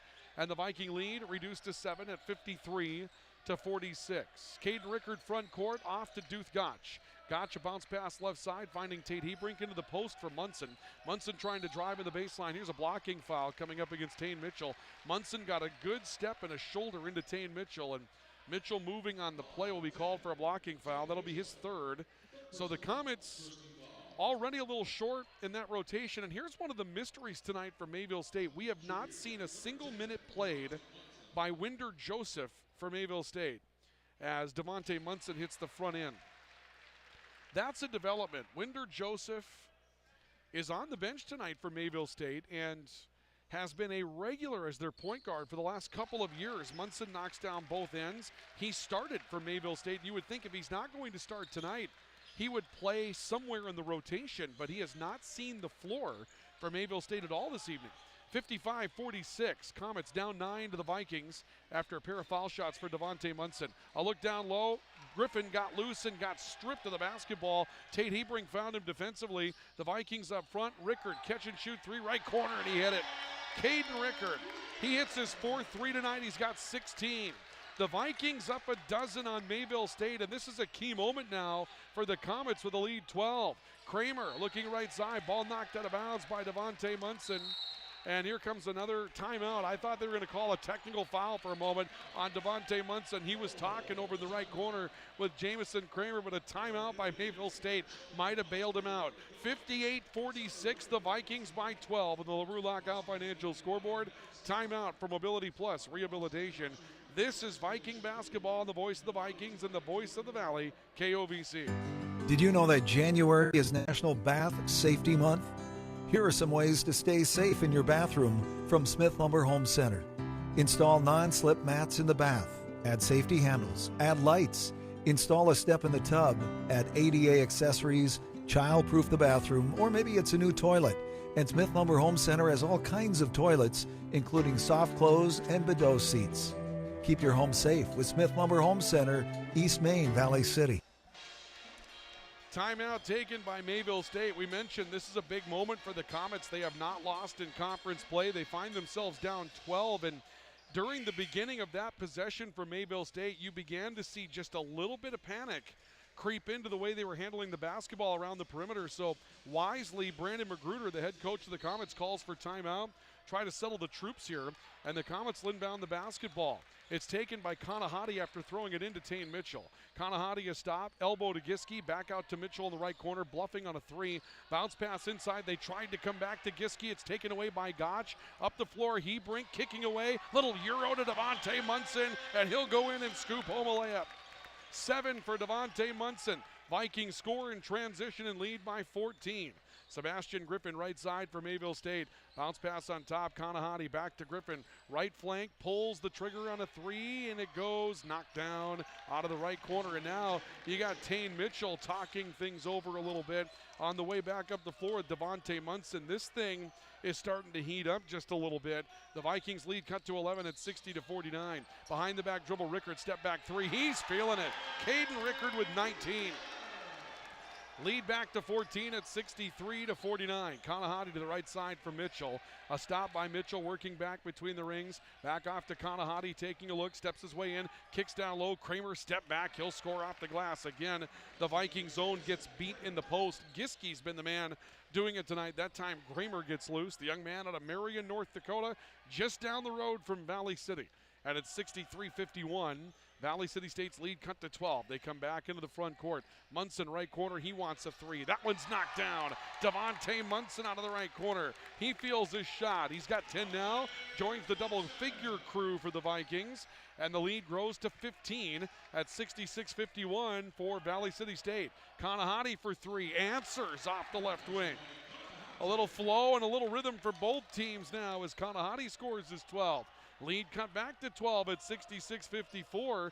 The Vikings scoring, but not doing a great job defensively to try to turn this thing into a 20-pointer and take some control. Tate Hebrink jabbing right. A stop and a look in, then a kick out to Munson. Baseline drive, goes reverse and got fouled. He'll go to the foul line for Valley City State. Mitchell may have picked up his fourth if it's against him, and he did. And Tane Mitchell's going to have to walk immediately to the bench. And Brandon Magruder now has some adversity to deal with on his rotation. Again, we haven't seen Winder Joseph. Not sure if he's injured or what the case is. That would be a guard option. Colby Dillenbeck is going to get active for Mayville State in between foul shots here, and that may be the replacement for Mitchell. Go big instead of small. Also, Trent Blackshire will come in for the Comets. He'll actually be the replacement for Tane Mitchell. Jamison Kramer will be relieved by Dillenbeck. First foul shot for Devontae Munson is good. That gives him 8.5 and 11 for the game. The lead for the Vikings back to 13. And Munson's second foul shot is also good. And we'll see Munson relieved by Cleveland Bedgood. 68-54. Now, Joe Owens has also stepped in for the Vikings. Can the Vikings find a defensive stop? That's what they need. It's one thing to score with Mayville State, but it's another to score, turn them away, and turn this thing into a 20-point game and put some real doubt into it. Griffin out between the rings to the right side. Juan Carlos Kanahati a step up and a look. He'll find on the right side Tom Giske back to the near wing. Griffin driving baseline, confronted, kicking down low, and the ball stolen away. They were looking for Giske. Hebring got it out to Deuce Gotch with the running tomahawk slam. No celebration this time. Get back and play defense is the approach for the Vikings, but the Vikings bring the crowd to life again. Baseline, Blackshire into Giske, through his wickets and out of bounds and back to Valley City State is the call. Giske loses it off his legs and it ends up out of bounds. The Comets will make a change. Jacques Safra will come back into the matchup. He'll replace Sebastian Griffin. And the Vikings will have the basketball with a 16-point lead and a timeout taken by Mayville State with 14:39 to play in the second half. The Vikings have a chance to throw an early knockout blow. 70-54, the Vikings lead Mayville State on the LaRue Lockout Financial scoreboard. We have a timeout from Mobility Plus Rehabilitation. This is Viking basketball. You don't want to fumble it away with these two events. Valley Meat Supply has you covered for the big game on February 12th. And Valentine's Day on February 14th. Take care of your football crowd with meat and cheese trays and appetizers. And for the sweetheart on Valentine's Day, how about those thick, juicy steaks, along with seafood like lobster, crab legs, shrimp, and scallops. For the big game, Valentine's Day or anytime, remember Valley Meat Supply, West Main, Valley City. 14:39 to play, second half. The Vikings running out to a 70-54 lead over Mayville State. The lead 16, and the Vikings have not had the greatest of halves defensively in the second, but the Comets calling for timeout, and it's going to be full court trapping pressure against the Vikings as they need some extra possessions to try to get into this quickly. The Vikings break it. Joe Owens looking alley-oop. He got fouled as he went to the glass, and Owens put it back. But he ends up being fouled in the process before he could get the putback. Colby Dillenbeck, who checks in for Mayville State, commits the foul, and Joe Owens will go to the foul line. Caden Rickert set to come back into the game for the Vikings. Between the foul shots for Joe Owens, and his first is good. Again, the upside for this kid, folks, if you haven't been out here to take in a game for the Vikings, the upside of Joe Owens is unbelievable. I think he's athletic enough to probably play football along with basketball with his body type. He's a big, bruising kid in the middle that moves so quickly and has a nice shot to go with it. His second foul shot won't go down. He's left with 6. Jacques Safra comes up with a rebound for Mayville State. Comets into the front court. Left side, Blackshire down to Giske in the post. Giske got fouled and will go to the line. Owens trying to find him from behind, and Owens knew he was going to be guilty of that one. Second personal foul. Again, the one thing that Ryan Montgomery says about Joe Owens, and he's a young guy, he's a sophomore, he's got to grow into that defensive role, the way that the Vikings play a trapping zone, looking to force turnovers, and that part of the game, still a bit of a struggle for him to grow into, and that's the one piece left. First foul shot for Tom Giske is good. That will give him 15. The Viking lead cut to 71-55, a 16-point edge. Still a lot of time left in this one, though. 14:21 to play in the second half. Giske's second comes up empty, and Owens brings down the rebound for the Vikings. Here's a chance now. The Vikings can go up 18 or 19 points on this trip up the floor. Rickard, little step towards the right side, looking to get away from Safra. Crosses, dribble left hand, drives right, pulls up from 18, left it short, rebound loose in the lane. Edmund Oyette ran it down on an offensive rebound. The Vikings go back to work with the basketball. Rickard sending it back out to Duth Gotch on top. Bedgood right side, crossover dribble to his left hand, hard take in the lane, pulls up in front of the rim and scores from 5 feet. Cleveland Bedgood slicing his way into the defense, scoring his 7th. The lead is 18 at 73-55 Vikings on the LaRue Lockout Financial scoreboard. Safra closed upon into the corner for Trent Blackshire. Back to Juan Carlos Kanahati. Down low to Colby Dillenbeck, and he scores the left hand. First two for Colby Dillenbeck. We didn't see much of him on Saturday due to foul trouble, and we've seen not a lot of him here today, and he's a very capable player. Scores left-hand layup. Viking lead cut to 16 at 73-57. Bedgood stares down a 3 and just drains it. Cold-blooded out in the right wing from 5 feet beyond the arc with a defender there. No problem. Lead is 19 at 76-57. Kanahati right side catch and shoot. No good. Bedgood the weak side rebound. The Vikings can go up 20. 4-on-3 break. Owens in the lane. Scoop off the glass. Joe Owens will score. 8 points for Joe Owens. The lead is 21. 13 minutes to play. Blackshire into the front court. Kicking out near side for Safra. Sopra taking a look, reverses back to Blackshire, into Dillenbeck, who had the ball stripped loose, rescues it, puts it up and scores over Joe Owens. Colby Dillenbeck with 4. Owens playing hands off defensively inside. The Viking lead cut back to 19 at 78-59. Caden Ricker to the right side for Owens, rotating in, kicking out. Oyette a head fake and a stop. High court wide pass to Duth Gotch out on the left wing. Gotch walking his way back up top. Rickard catch and shoot 3. He hits it. Rickard comes away. He's holding at his right calf and is coming out momentarily. I'm not sure if he's got a cramp. It looks like that's what it might be. He goes down on the near side of the floor. Training staff comes over. He's got 6 threes tonight. That was his 22nd point, and yeah, they're trying to stretch it out. It looks like he's got a cramp in his right leg. The lead is 22 at 81-59, and the Vikings knock away another pass. Dillenbeck gets a loose basketball, has a shot block from behind. Blackshire comes up with a miss and got stripped of it. Loose ball taken by Cleveland Bedgood. Bedgood has it knocked loose. Hebrink against a trap, had it knocked away. Colby Dillenbeck going up the floor and scores the left-hand layup. The trap forces the turnover. The Comets aren't coming out of this that easily.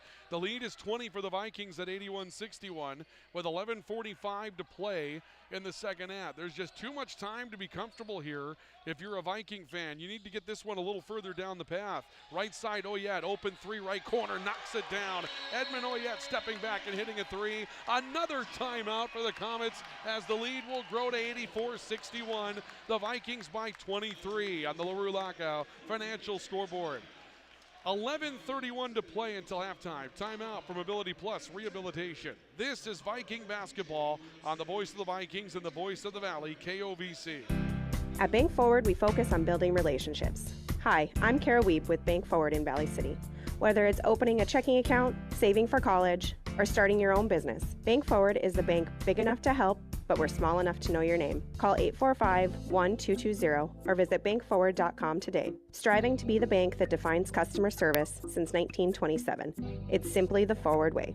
Bank Forward, member FDIC. Now is the time, now is the time.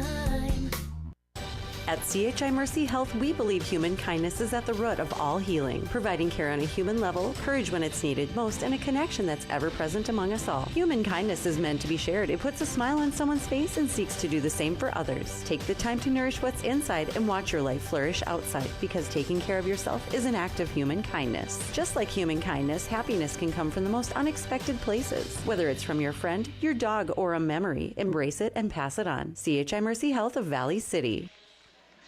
The Vikings have not missed in the second half from the three-point line. They are now 14 of 21 from the stripe, 7 of 7 in the second half, and that's one of the reasons why they've run out to an 84-61 lead on Mayville State. Welcome back to Viking basketball. The Vikings trying to hand the Comets their first loss of conference play. On the near side, Juan Carlos Kanahati kicking across the paint, looking for Blackshire. It's ripped loose. Ball's on the floor. Still a scramble on for it. This will turn into a jump ball.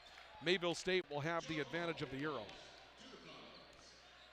Numbers coming in, the Vikings shooting 59.5% from the field. The Comets 42.5% from the field. The Comets are right now 6 of 19 from the three-point line. The Vikings 14 of 21. And the Comets have turned it over 16 times with 11:14 left to play in the second half. So the defense has done its job, even though the Comets have been able to score somewhat easily when they've gotten the ball in. And now we see a whistle and a foul coming up apparently against Edmund Oyette. Second personal on Oyette. It's been a night of some trauma for the Vikings, to say the least, due to the 3 technical fouls that they were called for in the opening half. Juan Carlos Kanahati set to inbound the basketball for Mayville State. A look to the right side. Blackshire driving baseline out to Dillenbeck on the foul line. He'll pull up from 6, and that one rolls in. Colby Dillenbeck has 8, and I believe he scored 8 points in a row for Mayville State. Lead cut to 21 at 84-63. 11 minutes to go. The Vikings into the front court. We'll see if they change what they do here. Oyette in the right corner. Ball faking on a 3. Reversing to Hebrink, and now Gotch on top. A handoff to Cleveland Bedgood, who thought about it. Goes behind the back. He'll take the 3 from the left wing, and it ends up short. May have rushed that shot. Blackshire the rebound. Comets can cut the lead under 20. Kanahati driving in, looking down low. Giske wide open inside, and again, Tom Giske scores. That will give him 17 tonight. And the Viking lead has been cut to 84-65. It's a 19-point edge with 10.5 minutes to go. Hebrink into the front court for Valley City State. He's going to settle out high left corner between the sideline and time stripe. Works right, drew a double team trap. Gotcha head fake, works his way in the lane, kicks right corner. Oyette for three, hits it. Another three for the Vikings. Edmund Oyette will take the lead back to an 80. They're putting the points on the wrong side of the scoreboard, folks. 87-65, your score, my apologies. On the top, Safra for three for Mayville State, hits it. Again, the Vikings have got to find a way to get back, and I know we're asking a lot with the way that they're playing offense tonight, but you've got to turn these 10-point lead into 15s, 15s into 20s, 20s into 30s, that kind of thing when you're shooting the ball this well. Here's a three by Gotch that's well short from like 5 feet beyond the arc. It goes out of bounds. The lead is 19 with 9:40 to go, and the Vikings playing the game right now like they kind of have things under control, and in this league, 19-point leads can become 10-point leads in very, very short order. 9:40 left to go of the second half. The Vikings by 19 at 87-68. Jacob Strand will take the inbounds pass from Jacques Chafra. Strand stepping up front. Springs the 2-1-2 trapping zone. Ball to Safra on the right side. Steps up to the right elbow. Looks down low. Dylan Beck again. He's got 10 all second half. Viking lead down to 17 at 87-70. There are some Viking fans across the way that have seen this before. They're beginning to shift in their bleacher seats, if you know what I mean. Driving the right side by Rickard to switch. Dylan Beck comes out to get him. Rickard attacks the crossover back to Gotch. Bedgood baseline move wrapping around Oyette out of the right corner. Head fake drew a defender. Back to Rickard into the corner for Bedgood, and now Oyette right wing three. That's off the heel of the rim. Rebound comes down on the foul line for Jacob Strand. A kick out. Ball gets loose with Giske. He'll go to the rack. Shot was blocked. Dylan Beck cleans it up and scores his 12th, and the Viking lead is down to 15 at 87-72, and Ryan Montgomery has seen enough. He's going to step in the front court and call timeout with 8:42 left as the Comets are back in this thing, and Caden Rickard appears to be shaken up again with that cramp in the right leg. 8:42 left second half, 15-point game. The Vikings 87, the Comets 72, and the LaRue Lockout Financial scoreboard. We have a timeout from Ability Plus Rehabilitation. This is Viking basketball on the voice of the Vikings and the voice of the Valley, KOVC. Brothers 3 has the area's widest variety of classic and new ice fishing tackle at the lowest prices to give you the edge this year. Before heading out on the ice, stop in and get your live bait and tackle and fill your tank with the highest quality gas and diesel. Brothers 3 is your locally owned and operated convenience store. As always, Brothers 3 has the lowest prices in town on everything, from snacks and drinks to winter gear and propane and automotive supplies. Remember, it pays to shop at Brothers 3. Did you know that January is National Bath Safety Month? Here are some ways to stay safe in your bathroom from Smith Lumber Home Center. Install non-slip mats in the bath. Add safety handles. Add lights. Install a step in the tub. Add ADA accessories. Child-proof the bathroom, or maybe it's a new toilet. And Smith Lumber Home Center has all kinds of toilets, including soft close and bidet seats. Keep your home safe with Smith Lumber Home Center, East Main, Valley City. Just taking a check of our weather conditions outside. 5 degrees right now is what we're being told the temperature is, and we're looking for a low temperature tonight, perhaps of around 16 below zero. The big chill is coming into us here tonight. The Vikings have had their lead cut from 24 to 15, and now a throwaway is going to cut it to 13 as Colby Dillenbeck will take one away and slam one home for Mayville State. And Dillenbeck has 14 points in 11 and a half minutes of the second half. And the Viking lead is 13 at 87-74. Crossover dribble, Hebrink looking underneath, found Duth Gotch. Cut back to Bedgood on top. Bedgood from the foul line, awkward jumper short. Dillenbeck the rebound, and the Comets with a three can turn this into a 10-point game. Jacob Strand into the front court to the right side for Safra, into Giske, back to the basket on Lyman, just scores right over the top of Hunter Lyman. Giske now with 19, and the Viking lead has been cut to 11. From 24 to 11, this first place Mayville State team not wilting, and the Vikings right now looking for an answer. On top, Lyman handing it off to the top for Devontae Munson. He'll go to the basket, scoop layup, good for Devontae Munson. Now the Vikings need to stop defensively. That's really what they're missing at this point. 11 of his 14 in the second half for Devontae Munson. The Vikings lead 89-76. A three on the top by Safra. That's no good. Giske battling for an offensive rebound. This is out of bounds off of the Vikings. It'll be Mayville State basketball. The offensive rebound has been a huge part of this tonight for Mayville State. They had 9 of them at halftime, and right now 12 offensive rebounds to the Vikings 3. Inbounds pass to come in from Jacob Strand. Strand looking, left side. Giske open off the inbounds pass, turning, shot block, foul. Hunter Lyman thought he had a clean block. He apparently did not, and Giske's going to go to the foul line for Mayville State. Well, they put 13 up. This is actually going to be Dylan Bedgood that gets called for the foul, not Lyman. So in the long run, Lyman may have had a clean block, but the foul will go against Cleveland Bedgood, who is coming in on help side. Tom Giske to the foul line, 19 points for Giske. He had 32 against the Vikings back on Saturday. His first here is short. Tom Giske is 71.8% foul shooter. Duth Gottschalk, Hunter Sand in. Sand had 10 points off the bench in the opening half, 4 of 4 from the foul line, a couple of threes as well. Vikings need a rebound here badly. Giske's second foul shot on the way. That one is good. There won't be a rebound, and Giske has 20. The lead is 12 for the Vikings at 89-77. 7:25 to play on the LaRue Laco Financial scoreboard. The Vikings with Tate Hebrink back into the front court. Hebrink stepping up on top, ranging left, looking inside, crossover dribble. He'll pull the trigger from 12, got it and one. A mid-range jump shot hit in midair for Tate Hebrink with the legs all scissored apart and not looking like your traditional jump shot, but Hebrink finds a way to get it in. Tate Hebrink with his first scoring tonight. The foul is against Colby Dillenbeck. It'll be his second personal. The Vikings lead by 14 and a chance to take it to 15 on a three-point opportunity for Tate Hebrink. Hebrink steps up to the foul line, and the bonus is on the way, and it rolls off. No good for Hebrink, and we'll see the rebound coming down with Jamison Kramer for Mayville State. So the lead is 14. Comets up the floor quickly. Baseline, ball goes through the hands of number 13, Steele Sensky, who had that nice couple of moments off the bench with 8 in the opening half. Sopper had a ball knocked away from behind. Foul coming up against the Vikings. That's their last to give. Foul will go against Hunter Lyman. It'll be a second. So for here on out, the Comets shoot the penalty. 6 minutes and 57 seconds of the second half remaining.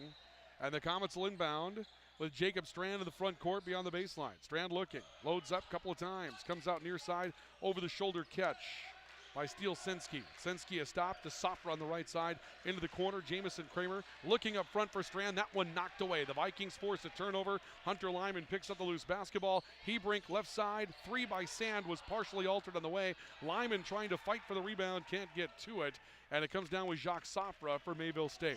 Sofra into the front court, leading the charge, kicking out left side. Steele Sensky takes a look, goes inside to Dillenbeck. He's fouled, and Colby Dillenbeck will go to the foul line for the Comets with 6:29 to go. This foul will go against Tate Hebrink, his third. Dillenbeck's an 80% foul shooter. Big kid. Colby Dillenbeck has a big body to go with that 6'7" height. Out of Dallas, Texas. He's going to be tough. Texas kid, right? And a lefty. He'll go to the foul line trying to knock down 2 for Mayville State. First is on the way for Dillenbeck, and good. What a half he's had.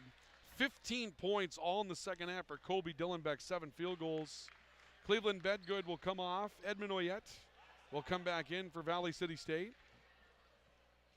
And Dillenbeck is going back to the foul line, and number 2 is on the way. That one's also good, and the lead has been cut once again to 12. The Vikings leading by a score of 91-79. 6:25 to go. Jacob Strand coming up to pressure Tate Hebrink, stop and go dribble. He'll hand off to Sand on the top of the key. Sand a stop and a look, hands back to Hebrink and sets a screen. Now off to Oyette on the left wing. A stop into the post for Devontae Munson. He'll be fouled from behind by Jacques Sofra. Ball will stay with the Vikings. Clock will reset to 20 to shoot. Sofra's second. And Juan Carlos Kanahati will come back into the matchup, replacing Jacob Strand for Mayville State at a guard position. Inbounds play from Hebrink. Hebrink taking a look, both directions, counts on against him, sends it out to Devontae Munson, backing away. He'll take the basketball. Munson crossing his dribble towards the near side, hands for Hunter Sand, head fake, kicks out left side to Hebrink. Hebrink working his way back towards the right with the dribble. Stops on the baseline, tried to kick down to Munson, loose. Lyman got it and got fouled. And Hunter Lyman's going to the foul line for Valley City State as he made his approach to the basket. The foul will go against Jacques Safra, his third. So now Lyman to the stripe looking to answer. Vikings trying to take the lead back to 5 possessions. If they can get one from Hunter Lyman. First is on the way and it's no good. Hunter Lyman on the season is a 72.4% foul shooter, averaging 8 points per game, 6 rebounds a game. That's been real value for the Vikings, a team that doesn't rebound it well. Lyman's gotten in there and done some of the dirty work that way. He makes the back end. The lead is 13 at 92-79, under 6 to play. Stops right now are what are valuable for the Vikings, not necessarily scores, stops. Juan Carlos Kanahati on top. Bounce pass Dylan Beck in. Safra left side, driving into the trap. Looking left side for Senski. 15-footer, good steal. Senski off the dribble, picking up and scoring the mid-range and doing so quickly. 10 off the bench tonight for Senski, and the Viking lead is 11 at 92-81. Tate Hebrink driving up against Juan Carlos Kanahati. Hebrink on top, coming back towards the right. Little stop-and-go dribble. Edmund Oyette turning his way in the lane. Hard take. Got the ball knocked away. Loose basketball. Jamison Kramer. Safra in transition going to the basket. He was fouled, and Jacques Safra is on his way to the line with a chance to take this lead down under double figures after the Vikings led by as many as 24. The lead now in danger, and Hunter Sand will pick up his second personal foul. We'll see Jacques Safra to the foul line, who is 5 of 6 from the line tonight, has 11. The Vikings are going to send in a whole group of replacements here, make a line change, if you will. Safra's first foul shot is good, lead cut to 10.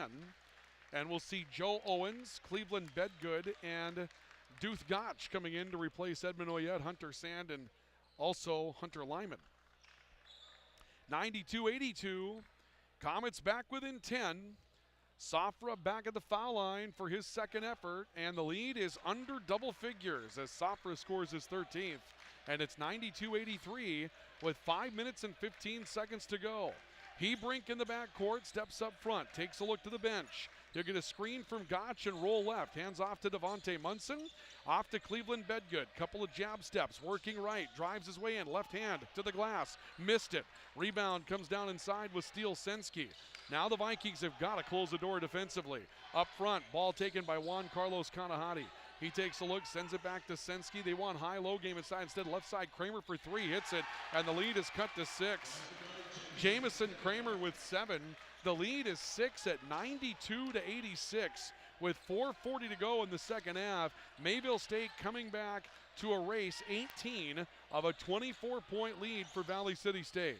Hebrink looking inside to Devontae Munson, out to Bedgood. He'll drive baseline, went back to the basket and missed with the left hand at point-blank range.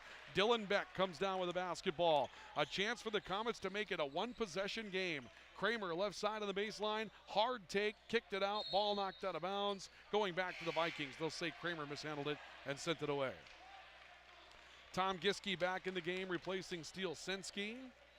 And the Vikings will inbound with Duth Gotch in the backcourt. Tate Hebrink will step off the floor. Caden Rickard comes back in. It's worth mentioning that some of this was done with Caden Rickard, the starting point guard, on the bench for the Vikings due to that cramping situation.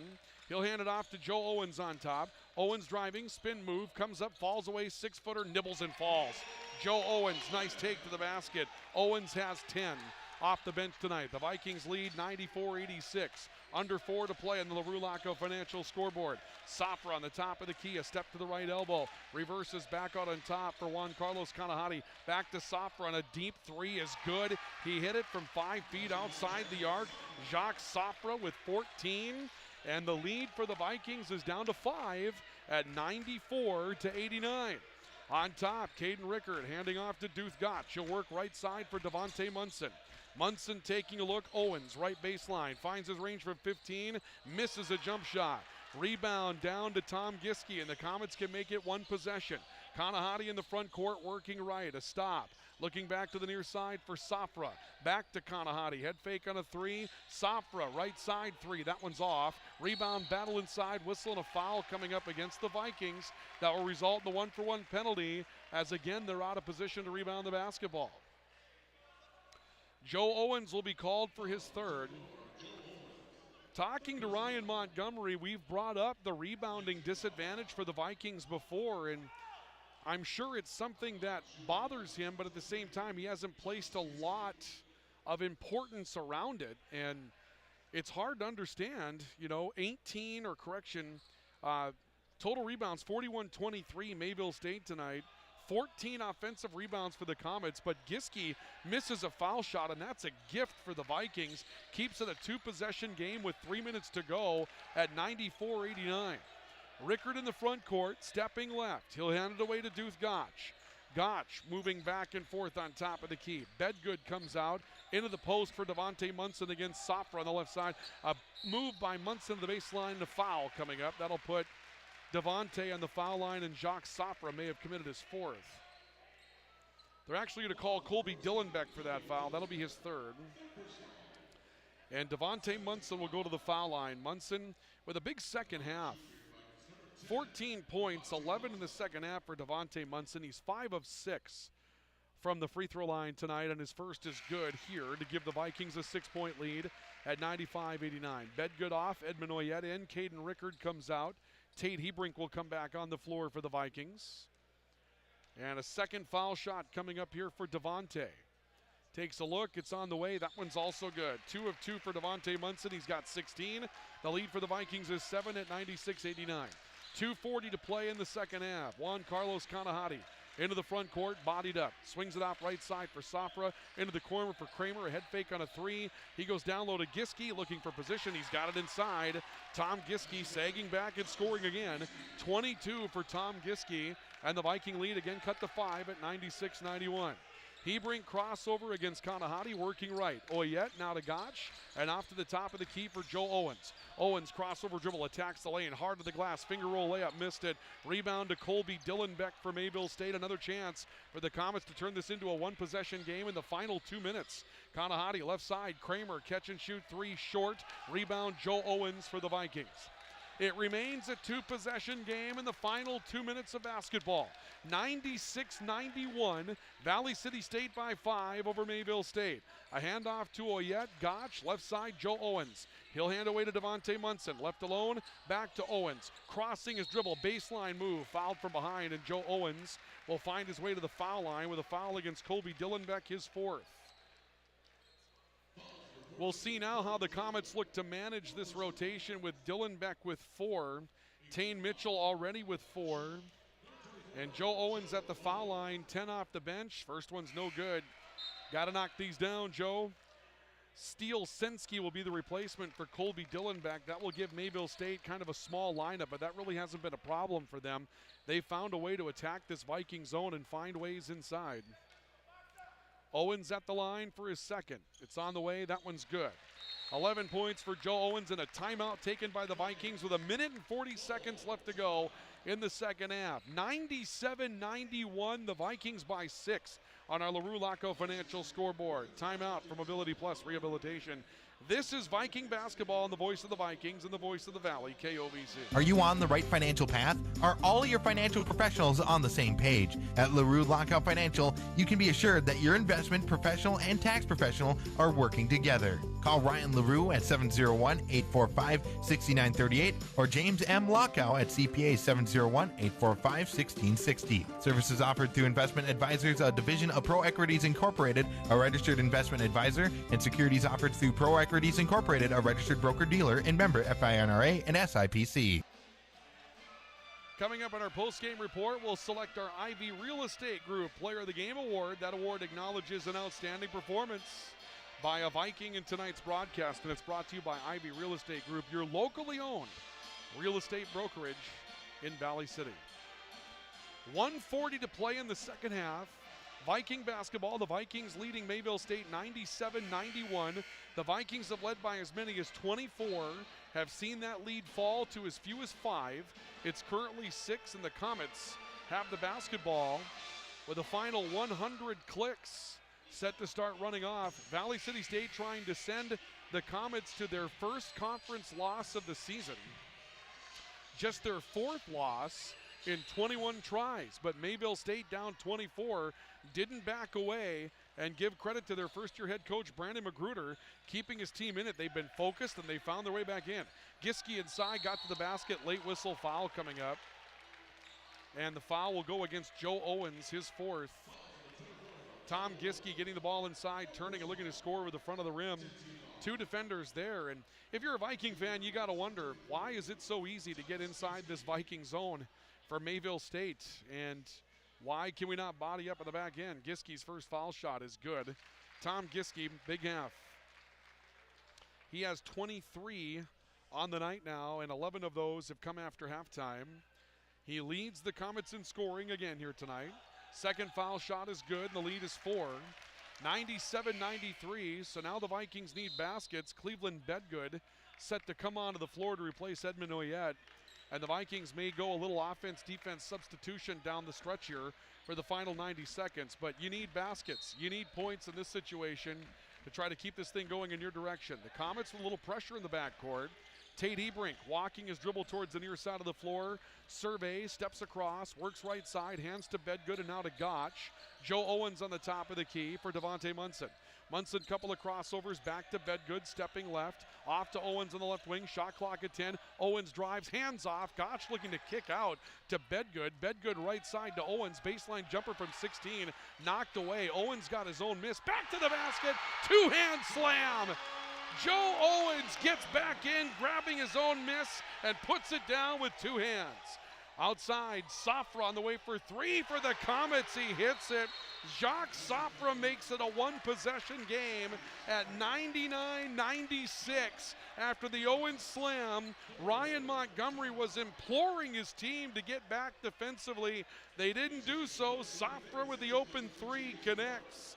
It's 19 for Jacques Safra in the second half, and it's a one-possession game with 51 seconds to go. 99-96 Vikings. We have a timeout from Mobility Plus Rehabilitation. This is Viking basketball on the voice of the Vikings and the voice of the Valley, KOVC. Grotberg Electric believes in quality first, taking pride in the work and standing behind every project they do. They bring together the power, technology, and experience to keep your business online. The success of Grotberg Electric depends on three major ideals: the quality of their products, the commitment to their customers, and most of all, their customer service. Call Grotberg Electric today at 845-3010 or visit them online, grotbergelectric.com. So now a one-possession game. The Viking 24-point lead has been cut to 3. 99-96. Valley City State with a 3-point lead. It's been an offensive league this year, but the Viking defense has struggled to close out against Mayville State tonight. And after the Jacques Safra 3, Mayville State will come out in full court pressure with 51.3 seconds to go. Devontae Munson to inbound the basketball. It comes to Cleveland Bedgood, who's trapped in the backcourt. He turns up the far sideline, nearly threw it away. Munson rescued it, and it's thrown away.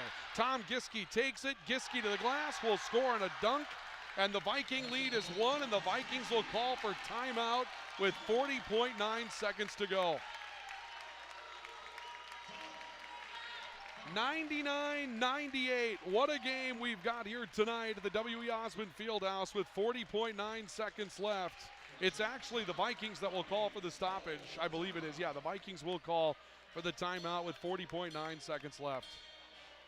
A 24-point lead evaporates to 1.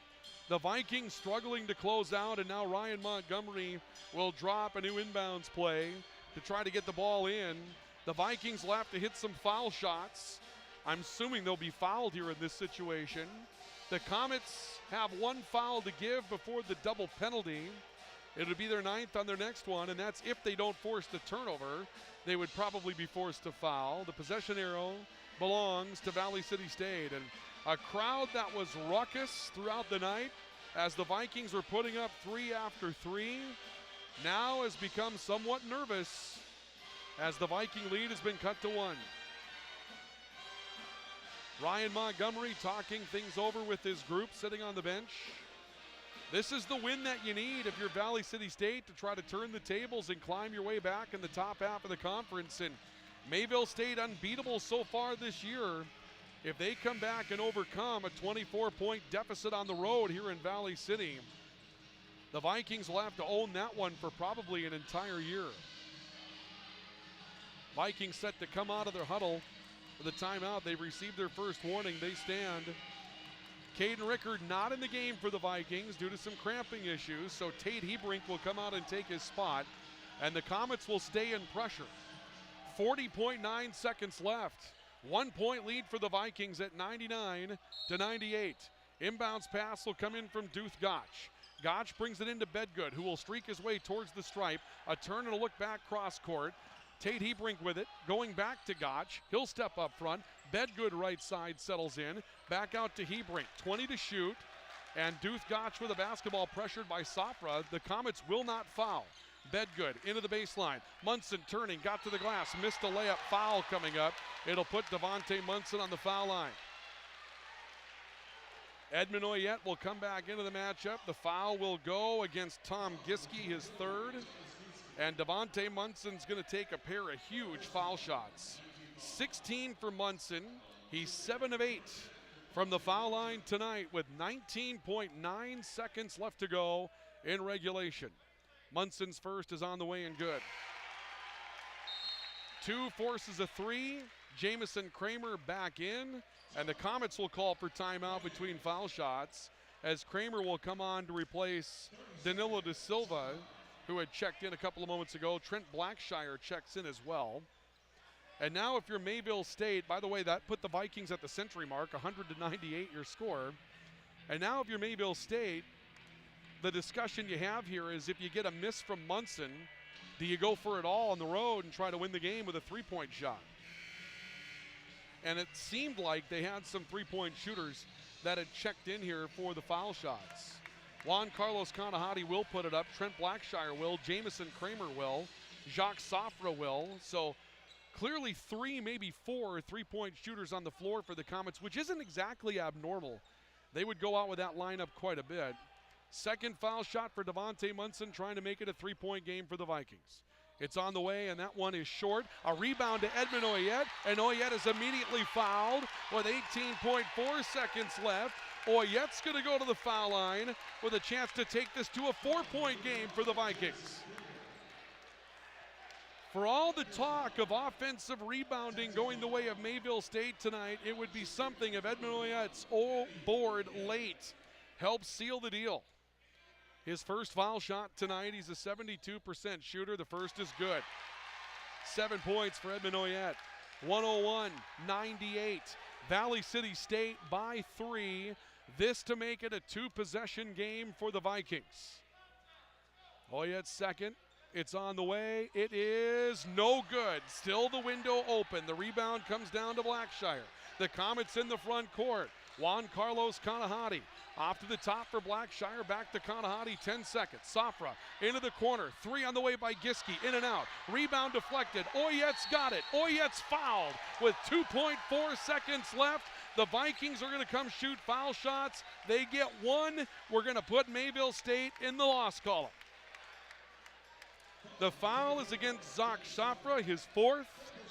Edmund Oyette's going to get 2 chances to put this one on ice tonight. 101-98 Vikings. A make for Edmund Oyette wins the game and sends the Comets to their first loss of the conference season.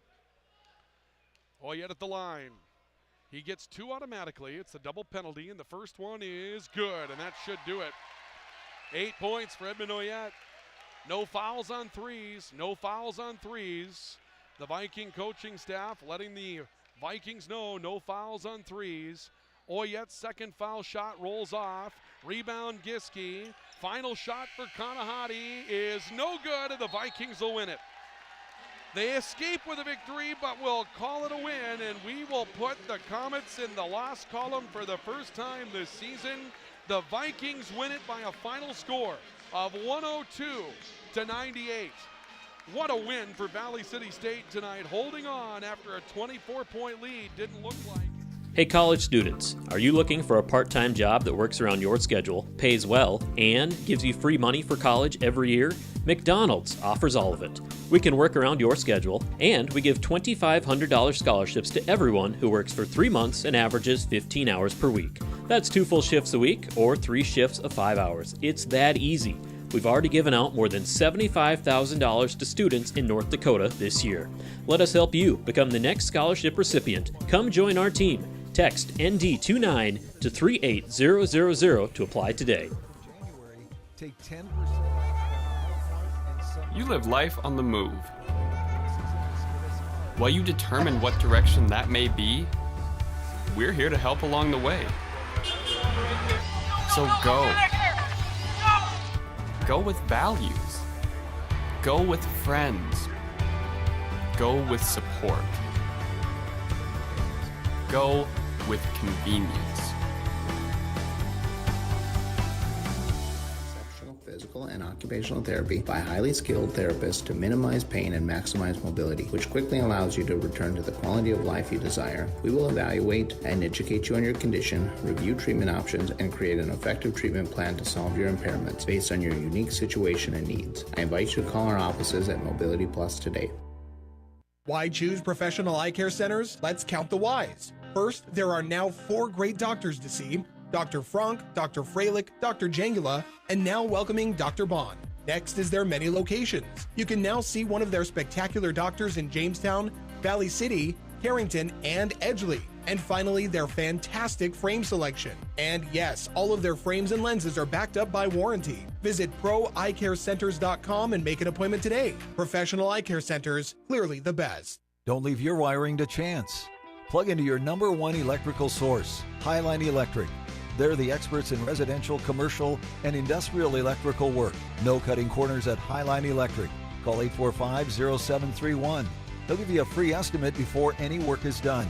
Family owned since 1986 with Chad and Tracy Zahn. And I promise, the price won't shock you. Highline Electric in Valley City. Call 845-0731. Building a reputation of integrity and quality. Well, the Viking faithful that are here tonight just experienced every emotion possible, except maybe for grief. I suppose that's about the only one. The Vikings with a 24-point lead at one juncture over Mayville State tonight, but you just felt like there was way too much time left. Mayville State came back to cut it to 1 at 99-98 down the stretch. But the Vikings come up with 3 free throws down the stretch, get a stop, end up getting the victory. 102-98. Biggest play of the night likely is an offensive rebound for Edmond Oyette after a foul shot that was trying to force a 4-point game was missed.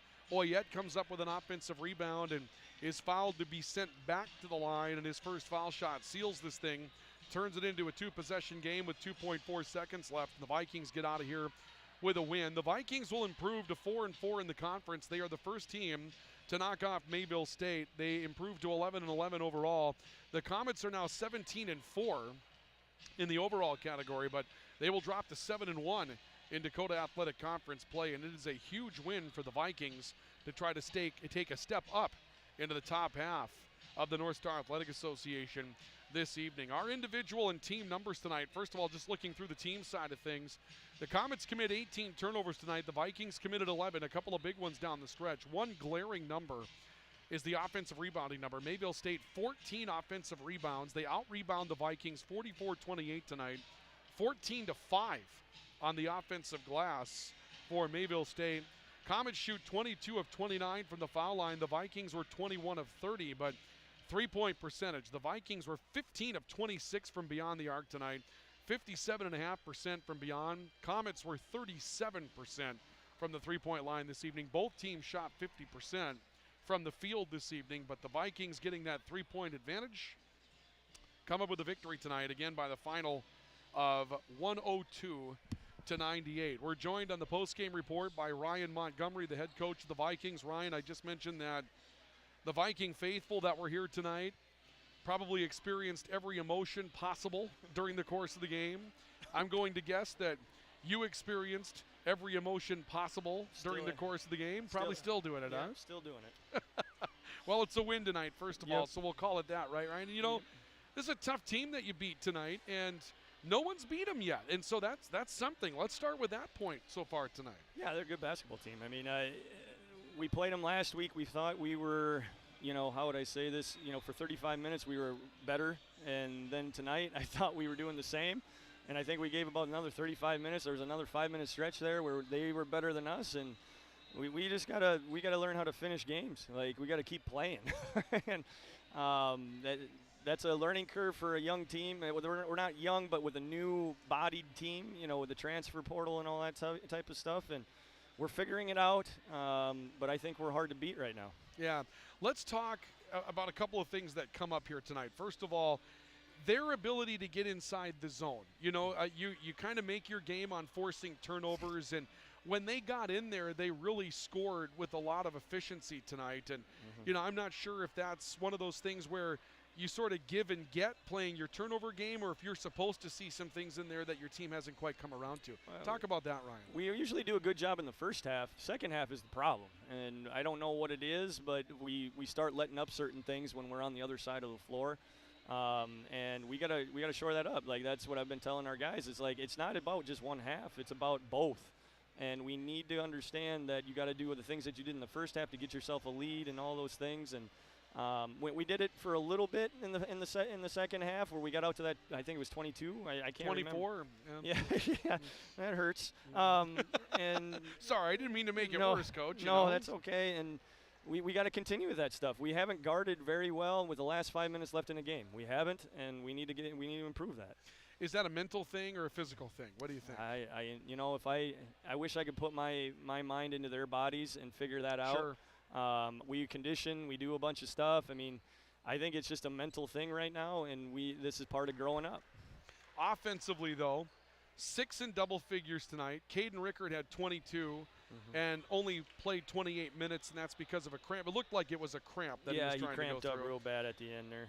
But 17 for Devontae Munson, 15 for Joe Owens. Let's talk about, first of all, Caden Rickard. The last few games that I've seen him, he almost seems to be growing into a very quiet leadership role. He sort of seems to be quarterbacking the team well. What are your thoughts on Caden Rickard right now? He's learning.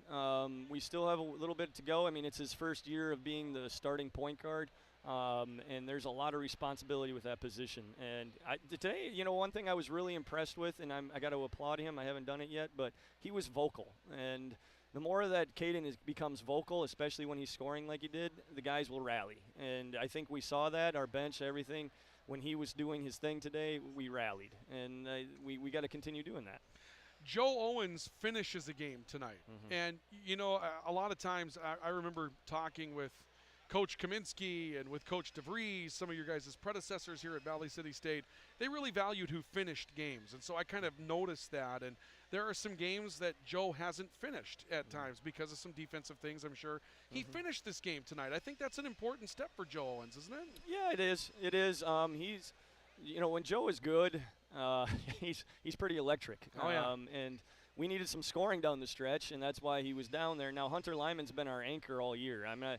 He's finished a lot of games for us this year. Yes, absolutely. And I'm not going to say anything different about Hunter Lyman. It wasn't his night, but it was Joe's night. And we have 2 really good guys at that position right now, and they're both sophomores, and we're really excited about their future. Yeah, we can talk about the future another time. We like talking about the present, though. What does it mean? You came away from Mayville on Saturday with the loss, and at one point you had a 10-point lead in that game, and you were on the verge of taking control of it, right? Yeah. And then it kind of got away. And I'm sure you talked about it this week and, just getting the win and sort of, I guess, accomplishing a short-term goal. Talk about what that means as a step for your basketball team right now. Well, I mean, it's a really good win for us. It builds momentum, but this is NSA basketball, and tomorrow we got to play again. Right. And I'm already thinking about presentation and what we got to do to win that basketball game tomorrow. And we can't feel satisfied, and that's another learning step for this group. You can't be satisfied with a good win. You got to go get another one tomorrow, and then you can kind of enjoy it on Sunday. I think that's the best way to describe it. We don't want to look too far ahead. We want to keep on getting wins in the second half of the conference season and just kind of take it week by week. You said last week when we talked to you that you wanted to be playing your best basketball in February. That's been the goal. You're not setting goals to finish top half of the league. You're not setting goals to finish top 3 or anything like that. It seems like looking through your last 3 games, there have been steps forward every single game in certain aspects. There's been steps forward all year. Now, we've taken some steps, and then we took a couple steps back, but now I think we've been consistently going forward, and that's a good sign. We still have to learn some stuff. We blew a 22-point lead tonight. We can't do that. I mean, that just can't happen. And we're continuing to lead. Our guys are starting to step into leadership roles, and now that they got this one under the belt, that they know they can beat the leader in the conference, I feel like they can compete for a tournament title or whatever it might be. And again, I think there is no ceiling for this team. I've said that to them all year. All we got to do is just play our game. Coach, congratulations on the win tonight. I know you're already thinking about PC. Take 15 minutes to just let this one soak in. Like we said, a gamut of emotions tonight, right? Yep. But this is a big one. You know, no one's beaten this team yet. Yep. And you did. Yep. And that's a big deal, right? I mean, that puts a little spotlight on your team, and I think you deserve it. I'll sleep a little bit tonight. Yep. I'll do that. And I'm going to go get some tacos at the Eagles Club tonight. Thank them for sponsoring the game. And I'm going to go enjoy a taco. Absolutely. Do that, and we'll see you tomorrow afternoon. Thank you, Coach. Thank you. Ryan Montgomery joining us, the head coach of the Viking men's basketball team. Big win tonight over Mayville State by a final score of 101-98. The Vikings get the victory. Final order of business tonight is our Ivy Real Estate Group Player of the Game Award. And as we go through the totals tonight, Caden Rickard, 22 points, 17 for Devontae Munson and 5 rebounds. Joe Owens, 15 points, 9 boards. 13 for Duth Gotch tonight and 10 apiece for Hunter Sand and Cleveland Bedgood. Edmund Oyette with 8, Hunter Lyman 5, Tate Hebring 2. For Mayville State tonight, Tom Giske with 26, Jacques Sopra, he had 8 rebounds as well. Jacques Sopra, 19 points, 6 rebounds. Colby Dillenbeck, 14 all second half, 4 boards. And 12 points for Juan Carlos Kanahati, 10 points for Steele Sinski off the bench this evening. Jamison Kramer with 7. And 4 points for Tane Mitchell. And again, the final score tonight is 102-98. The Vikings get the win. Our final award, as we mentioned, Ivy Real Estate Group Player of the Game Award this evening, brought to you by Ivy Real Estate Group, your locally owned real estate brokerage in Valley City. Caden Rickard, kid out of Fargo North High School. Boy, it's good to have some of those Fargo kids continuing their careers at the NSAA level. 22 points for Caden Rickard. He was 6 of 7 from three-point land tonight, 8 of 13 from the field, and didn't really get a chance to finish. Even though he had the cramping problem, he also led the Vikings in minutes played tonight. He played nearly 28 minutes of this game, and that was under some duress. That earns the Player of the Game Award tonight without question, and he'll be the Player of the Game Award winner tonight, brought to you by Ivy Real Estate Group. And with that, we turn you over to tomorrow, where the Vikings will go up against Presentation College. The women's matchup at 3, the men at 5, our pregame 2:45 right back here at the W.E. Osmond Fieldhouse. So join us for it coming up tomorrow afternoon for Viking basketball. Want to thank our fine sponsors for making it possible. We couldn't do it without them. Again, earlier tonight, the Viking women were defeated by Mayville State by a final score of 88-72. The men in men's play win 102-98 over the Comets tonight. That'll do it for Viking basketball. For Viking basketball and for KOVC Sports, I'm Ryan Cunningham saying so long, everybody. KOVC.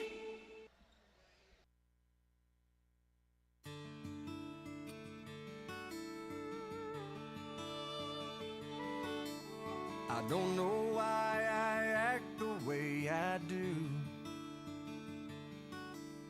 like I ain't got a single thing to lose. Sometimes I'm my own worst enemy. I guess that's just the cowboy in me.